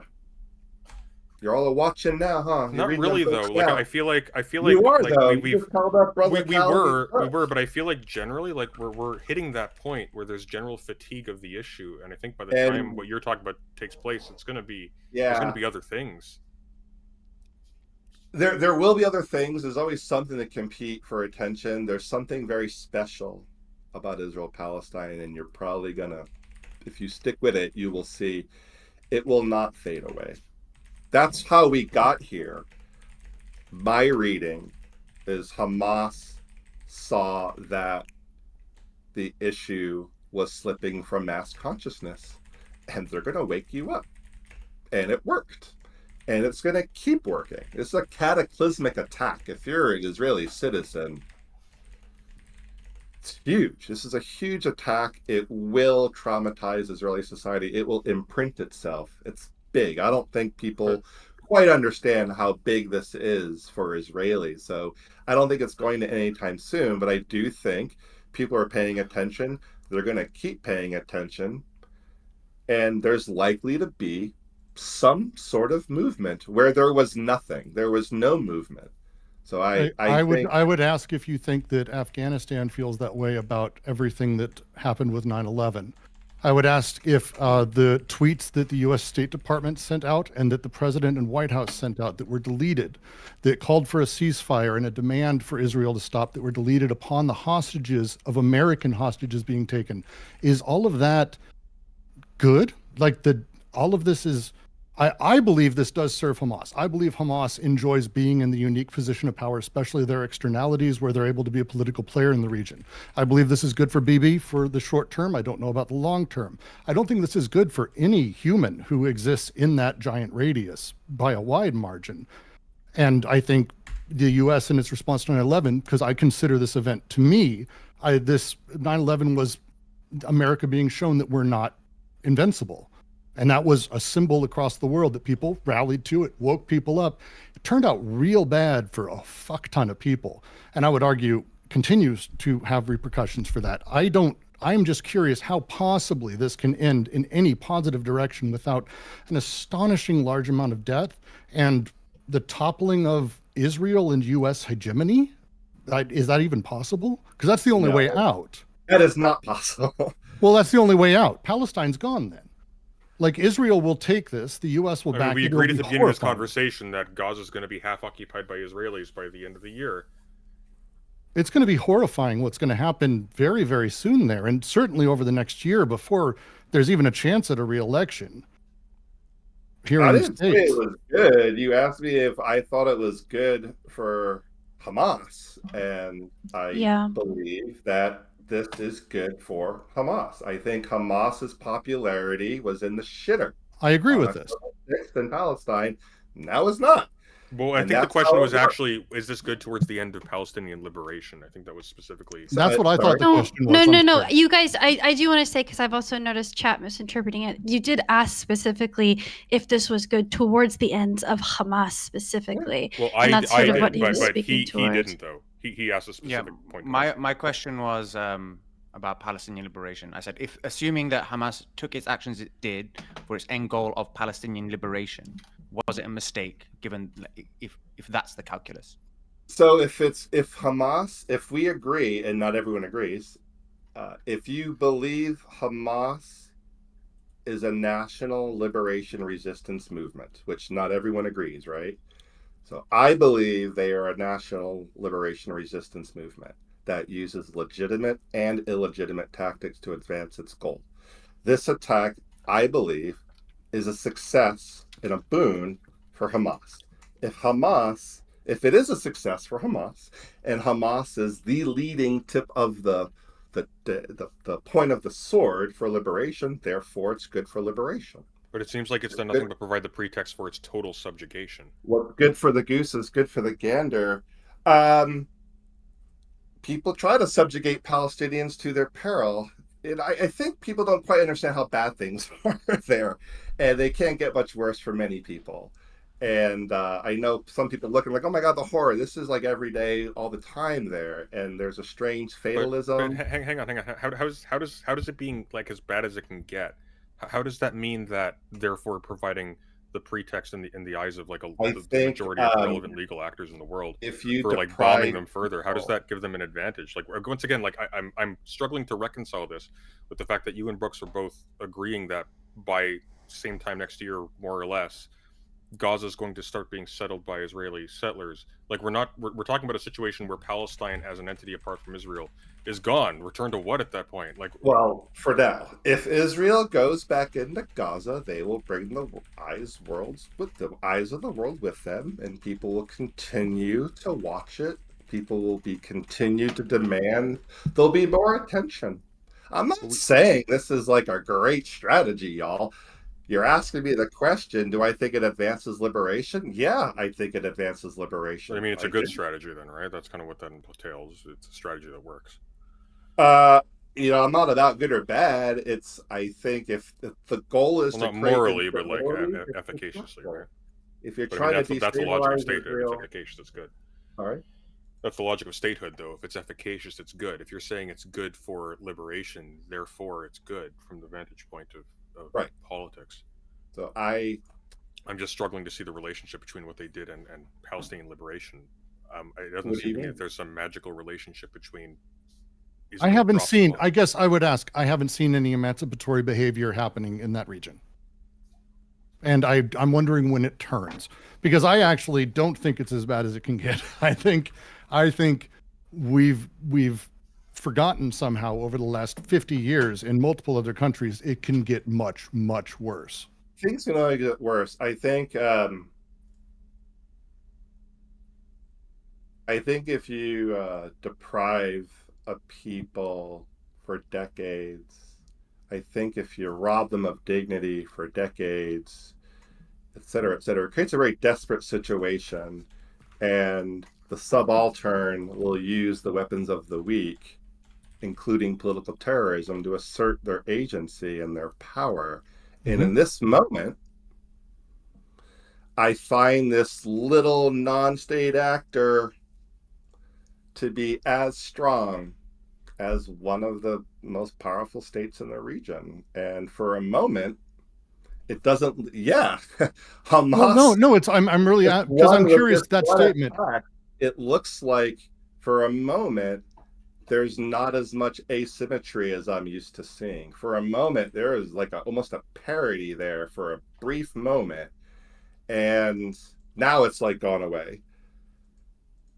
I think that there's a competitive advantage in that Palestinians have an incredible high tolerance for suffering and degradation, and I believe they can out-suffer Israelis who are, generally speaking, fucking fat, dumb, and happy, and very Western. And they enjoy a high standard of living. I think Palestinian standard of living and their status of deprivation will creates a certain kind of milieu where you think like, yeah, it can't get much worse. Like, I'm actually surprised there's anything left to bomb in Gaza. Well, they're being bombed and hang on, slow down. Right? They're being bombed and relocated en masse right now. If they're not at that point, like swarming the IDF like the zombies from World War Z, like I don't know what you're anticipating here exactly. It seems like they're just going to be displaced. Their buildings are going to be bulldozed. They're going to be increasingly cordoned off from the places they used to live. That's going to be settled. It's going to become the new norm, and it's going to be rinse and repeat for the next 100 years. How does this benefit the Palestinian liberation? Insofar as this event brings people's attention back and brings the belligerents back to the table. But how is Israel being brought back to the table? They're not being forced to bring back to the table. They're dropping bombs. They're fine. At this point, the international response has been inefficacious. Not Monday, November the 13th. No, but I'm telling you, just watch the magic. If you think there's just going to be a war and nothing, you don't know this part of the world. That's been the history of Israel for the last 100 years. That has not been the history of Israel. The history of Israel there's been a conflict, then the conflict subsides, and then there's reconciliation. There's always a process. But there's not reconciliation. What actually ends up happening is they squeeze the Palestinian organizations end up making more and more compromises as they have to give up their goals, as their corrupt leadership Things are so bad that that's a win. Things are so bad that getting back to the table where one's trying to assert dominance over another, that's a win.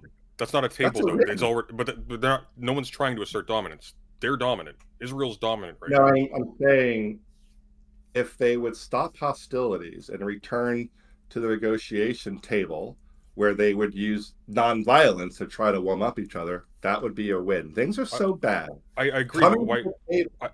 I agree. Advances Palestinian liberation. I believe hang on. Increases, but no, don't interrupt me. I want to respond to the first thing you said, though. Just stop talking.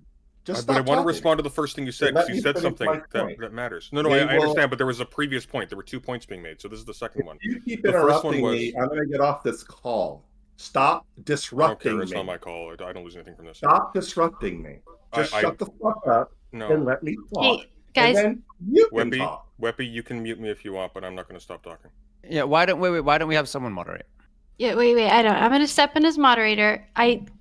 Can Aaron finish the point, and then Sunday you can. Well, I wanted to respond. He made one point and then he moved on to a separate one. I want to respond to the first. Make a note of it, Sunday. We'll come back to it. Okay. Yeah. I'm done talking. Go ahead. Okay, so the first point you made was that it brings them back to the table, but I'm not seeing anything that brings Israel to the table. And nothing that Hamas has done on October 7th brings Israel to a point of talking nonviolently. That was an act of violence against the civilian population that presented Palestinians as barbarians to the world at large and gave Israel the perfect pretext to do whatever the fuck they wanted to Gaza. What are you talking about, man? It's Monday, November 13th. During a shooting war.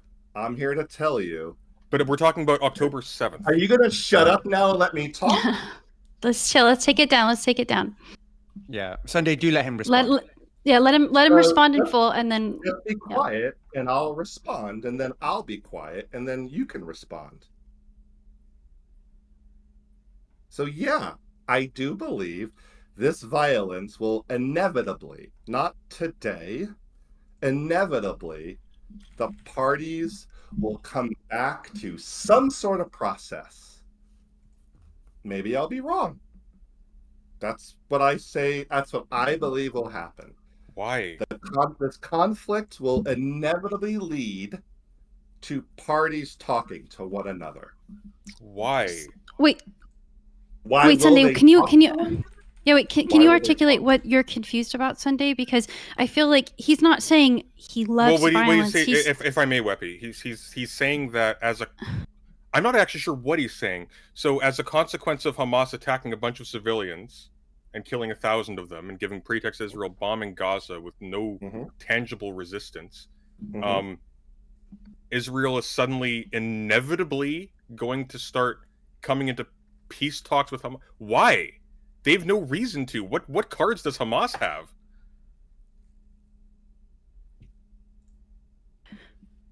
This is the game. Hamas has it's the game, but what cards do they have? Are you going to shut up again? This is the game. Hamas rains down indiscriminate acts of violence. It activates the Israeli domestic populace. Israel strikes out with overwhelming violence, anywhere from 5 to 11 to 1. It engenders an international response that's either going to be pro-Israel or pro-Palestine. People get divided very quickly. The bloodletting continues. Eventually, usually it's an outside party calls for a cessation of hostilities. Okay, but the Dems are pro-Israel, and so are the Republicans. Are you going to be quiet? And eventually, someone, somewhere, some actor is able to get a pause in the hostilities. That's missing right now. And inevitably, I didn't say suddenly, I said inevitably, there is a coming together. You're already hearing about it. There's chit chat about establishing a conference for a trusteeship. Even Bibi said, maybe after the war. I'm telling you, the war will go away and people will talk again. And if you're like, why? That happened in 2000. That happened in the 2000 Intifada. It happened in 1987 Intifada. It's what happens. It's just the nature of the conflict. That's actually what I was going to Okay. ask you, because it seems like a similar calculation was had during the Second Intifada, where they thought, let's inflict violence, indiscriminate violence, to bring Israel to the negotiating table. Did that work? Yes. Well, it worked in that it brought Israel to the negotiation table. No, but it seemed like when the Oslo Accords, like after Camp David, when it seemed like there was an impasse there, and nothing would be resolved, and then the Palestinians resorted to violence. It doesn't seem like there was any progression after that, in terms of like the negotiating table and Palestinian statehood. Could you? So perhaps I'm confused. Maybe you know more about the history than I do. What the Second Intifada ended like 2005. What negotiations, significant ones, were advanced after the end of the Second Intifada? I'm not sure a lot of things were advanced. That's not my point. My point is merely that Hamas, from time to time, will use political violence to change the status quo of the situation and to draw attention and to get some sort of engagement going. I didn't say it was good. I didn't say it was I didn't say it was a positive outcome. I didn't say anything will come from it. I'm merely suggesting Hamas uses political violence to move through a status quo and to get to some place where there's some sort of attention being paid. I appreciate that, but that's one thing I'm confused about, because it seemed like, as I said, after the Camp David summit, after Taba, I can't remember I'm not sure how it's pronounced, there was a status quo established where the peace talks are broken down. Status quo is occupation is going to just continue interminably. The Palestinians then instigated the Second Intifada to try and change that status quo, but it doesn't seem like the status quo did change the status quo, right? So what happened after 2005? Israel redeployed out of Gaza under Ariel Sharon. Did they not? They removed the settlements. That's a huge win that Hamas gets to claim. Whether or not it's accurate, it doesn't matter. Not if they get Israeli boots back on the ground in Gaza and Gaza ends up resettled by Israel. Do you believe Palestinians are going to blame Hamas for that, my friend? They're not. It doesn't matter if Hamas loses all of its territory. It's not Hamas's territory. They never really control the territory. It's Israel's territory. They're the occupying power. Let's be clear about it. Israel, right now, I think we're is the occupying power of Gaza. No, I understand that. What I'm saying, though, is if as a consequence of Hamas's actions on October 7th, a process is triggered, which results in the total deprivation or the massively increased deprivation, not of the quality of life of Gazans, but of actual Gazan territory from Palestinians living in Gaza. How does that help Palestinian liberation? That seems to put it farther and farther away. Like, people aren't even talking about Palestinian liberation as a possibility anymore. That's what a one-state solution is. It's the incorporation and assimilation of Palestinians into the Israeli state. Not saying it's a good tactic. I'm suggesting that their tactic has drawn a lot of attention and focus, and it's going to get. But that only matters if it creates efficacy, right? If that helps liberation. Hey, wait, slow down. Can let him finish, Sunday, because I understand your grievances, Sunday, completely. Yeah, I think that there may be. Well, no, I think that there's a miscommunication happening here, which is that you guys are questioning the tactic according to Hamas and the radicalization that they are at, that the sort of terroristic acts that they are at. Whereas, you seem to also keep conflating him articulating that as him believing in it. Well, Do you see what I mean? Like, I think you were talking past him. Hang on. What he was asked, though, is does this logically lead to a positive outcome in favor of Palestinian liberation? He said it inevitably does. So no, he's actually saying exactly that, Weppy. He's saying. Did he say? I think he said it could. I'm not sure. Did he say it? He said inevitably. He said inevitably. I said inevitably. This attack will draw the belligerents back into some sort of process. That's what I believe is inevitable. And then that process. I'm not saying the inevitably result in anything great. But if you have a process, that does put you close to liberation than when you didn't have a process. Right. Like, I think this is something that I would would say as an alternative is I think that there's a belief that before Hamas triggered the belligerency again, right, before they engaged the terroristic act of violence, there was no progression towards statehood. So while we not engaged in this struggle at all, not involved, we can't fathom why this violence occurs. He's explaining why Hamas is acting. I think that acting according to their mandate, right? I think often. I understand, Weppy, but he wasn't asked. Does Hamas conceive of its own actions as being productive towards Palestinian liberation? He was asked, do Hamas's actions on October 7th conduce to Palestinian liberation? And I said yes. You may not like it, you may not agree with me, but I think I'm being very clear. I do believe it advances the project. I know, but when I asked why, you just said it's inevitable, and I don't understand why you would think so, because you haven't explained it. I said it's inevitable discussions would be inevitable. But why would it lead to discussions inevitably? That's what I'm asking. The goal, just for clarity, the goal is to bring Israel to the table to renegotiate terms, okay? And supposedly Hamas killing 1,000 people on October 7th, that somehow starts the ball rolling, and it ends there. What I'm wondering is why on earth do you think it ends there? I don't understand the logic here. How do we get from point A to Z? It's the nature of conflict. The nature of conflict is belligerents. They do their thing, and then something happens to stop that thing. And typically, the belligerents have some sort of communication.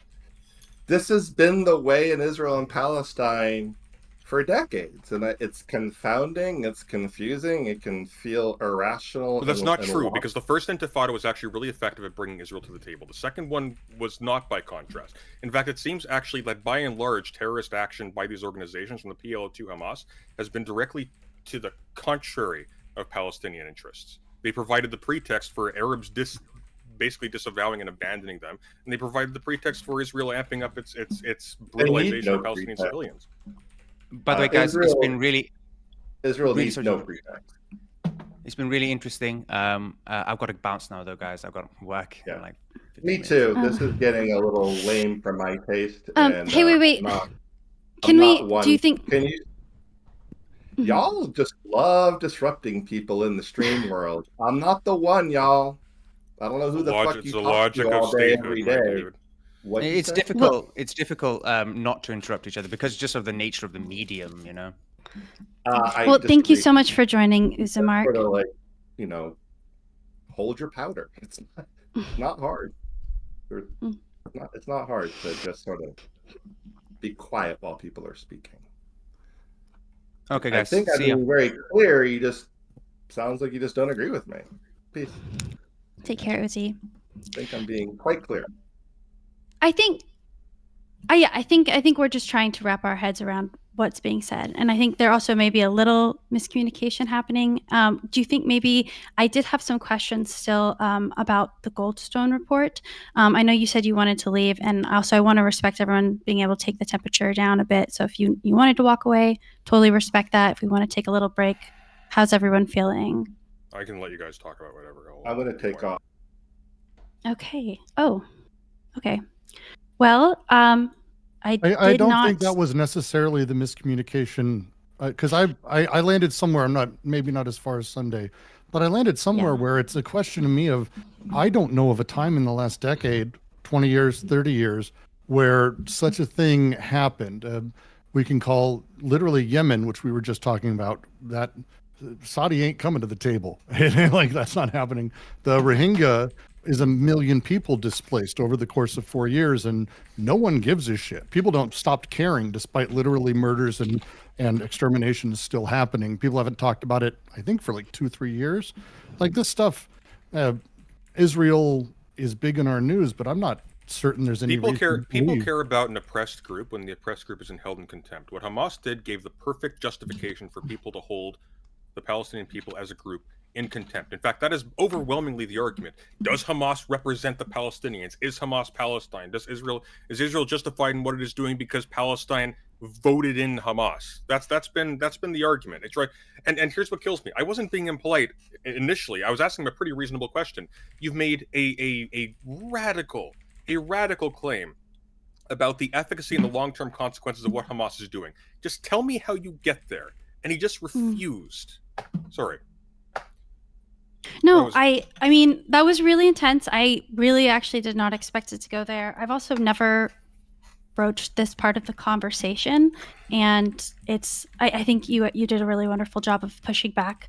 And it was definitely. I wasn't supposed to be. This wasn't supposed to be a debate. No, well, I mean, to be honest, I am glad that you raised those questions, because I think this is like the conversation that everyone's avoiding, because it's extremely uncomfortable and scary to hear the answer to, right?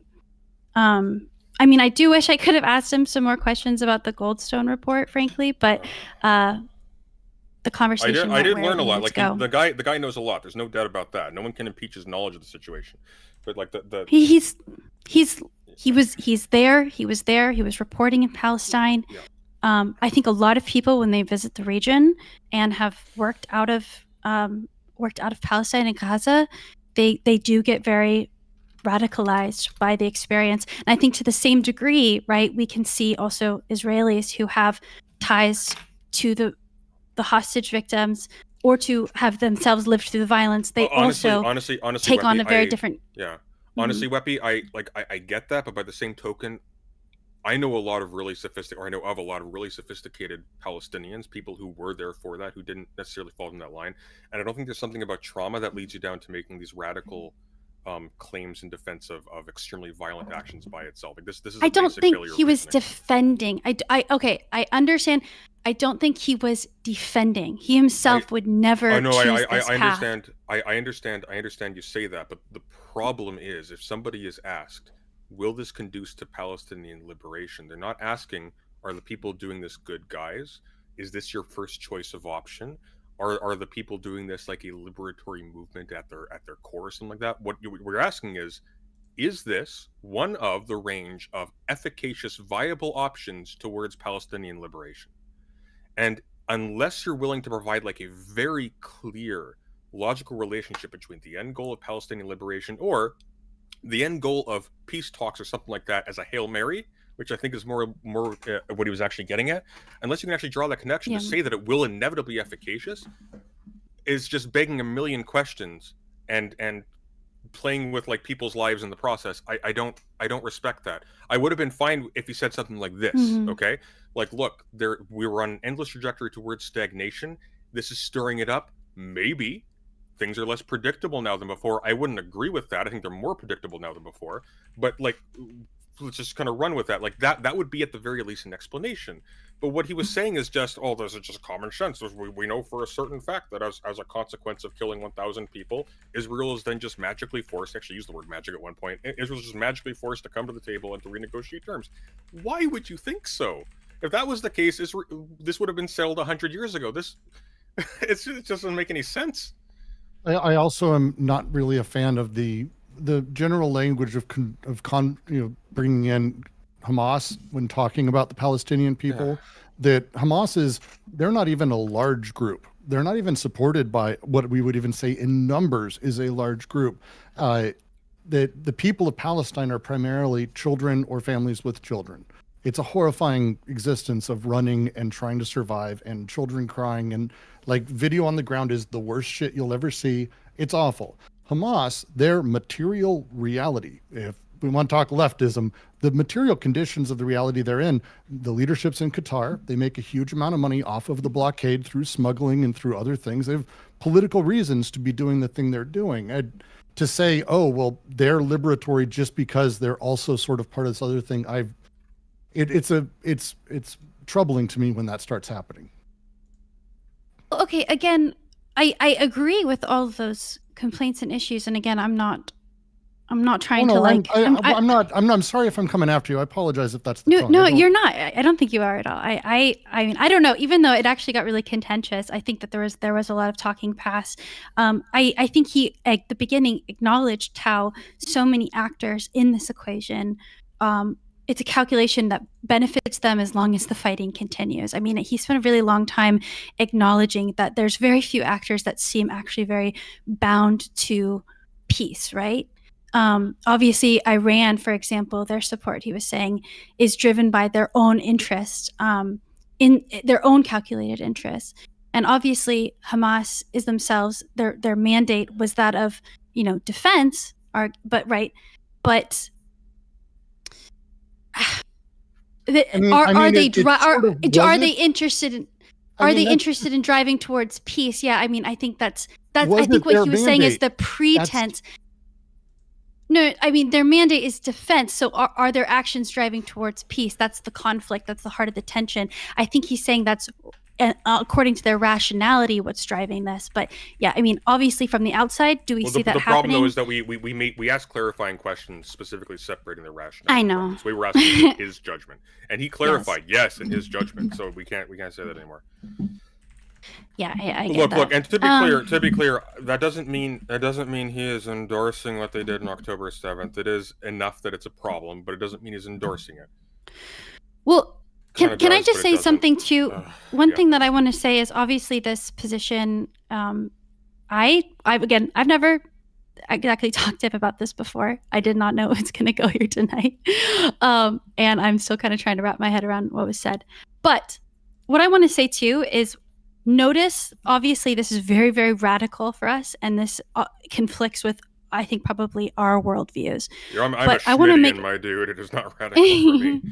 Okay, well, what I do want to say is... the logic of statehood is inherently genocidal. The problem is that when you say it's in the logic of statehood what Hamas is doing, well, then you're loading on a bunch of normative stuff that implicitly justifies what they're doing. Why? Well, because if what they're doing is just a condition of participation in the international system of states, well, then you have no actual basis to critique it ultimately. Now it's just a question of, was this a strategically efficacious or a strategically inefficacious decision on their part? If he says it is efficacious and he draws like some highfalutin consequence from what they're doing, that's a valorization of that move. That now becomes a savvy decision, tragic but necessary. Ends up being the description of what took place. Yes, that's the problem. Well, I couldn't care less. I don't think he's. About it. Yeah, I agree. And again, and also too, I just want to be clear to anyone listening. I'm kind of trying to translate what I understood from speaking to him over periods of time as well. So I'm not necessarily speaking from me and my personal beliefs. One thing that I think is really important to note, though, is because he's been through multiple of these cycles of violence, right?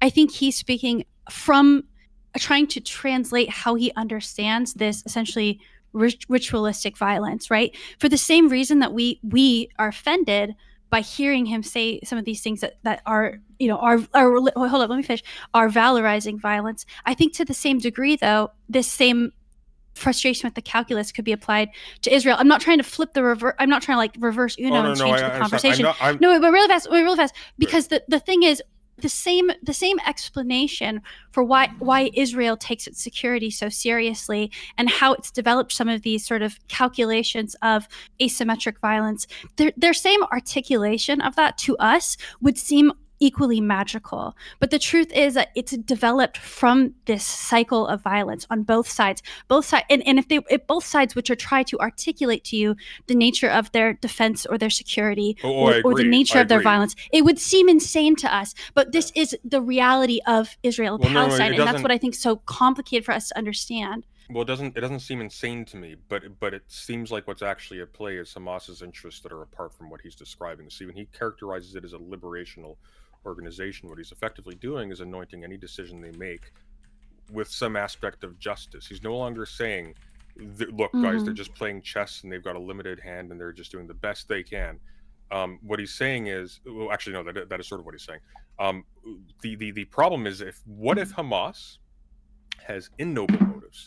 What if Hamas, for example, has conscious motives of, for instance, sustaining itself when it sees itself on the decline, or sustaining its own power at the expense of Palestinian lives? Or what if Hamas has more unconscious motives? where it has, as you say, like sort of this when you refer to ritualistic violence, that's a very nihilistic tendency. That's not Right. the action of an organization that has discrete logical goals in mind, that sort of takes stock of the cost, the human cost of what they're doing. That's an organization that is utterly powerless and is doing things kind of just for the sake of doing things. And historically, whenever organizations like the PLO have done this in the past, this is one of the reasons why the PLO stopped, to the extent that it did. It's destroyed them. There was a strategist. I'm trying to remember what his name was, but there was a guy who was a connection with Frantz Fanon.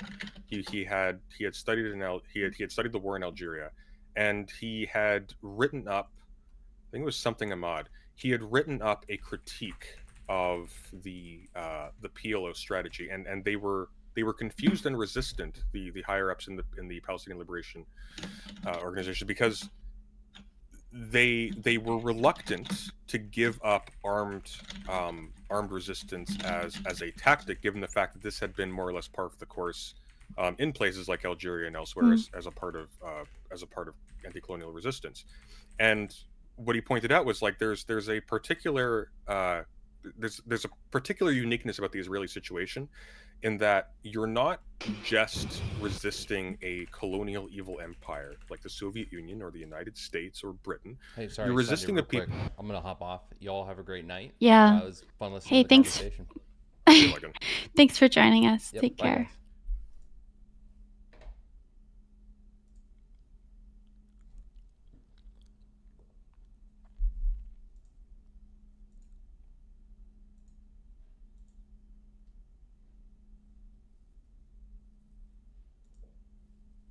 All right. Well, I'm going to bed.